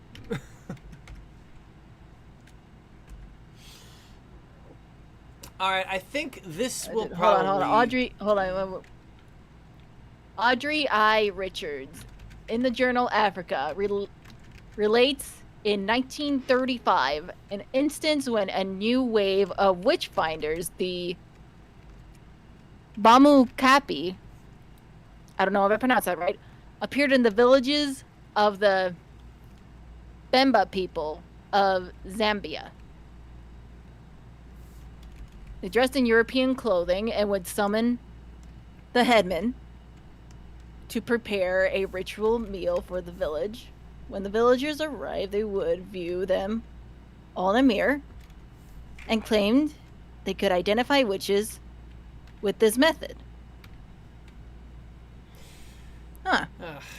These witches would then have to yield up his horns, i.e., give over the horn containers or curses and evil potions to the witch finders. The Bamukapi then made everyone drink a potion called Kukapa, which would cause a witch to die and swell up if he ever tried such things again. What? Well, that's a great way to end off a live stream, isn't it?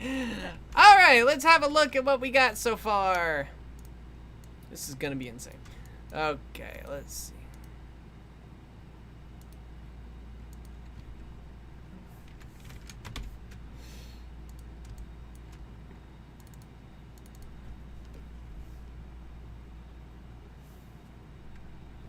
Alright, just wanna get this kinda...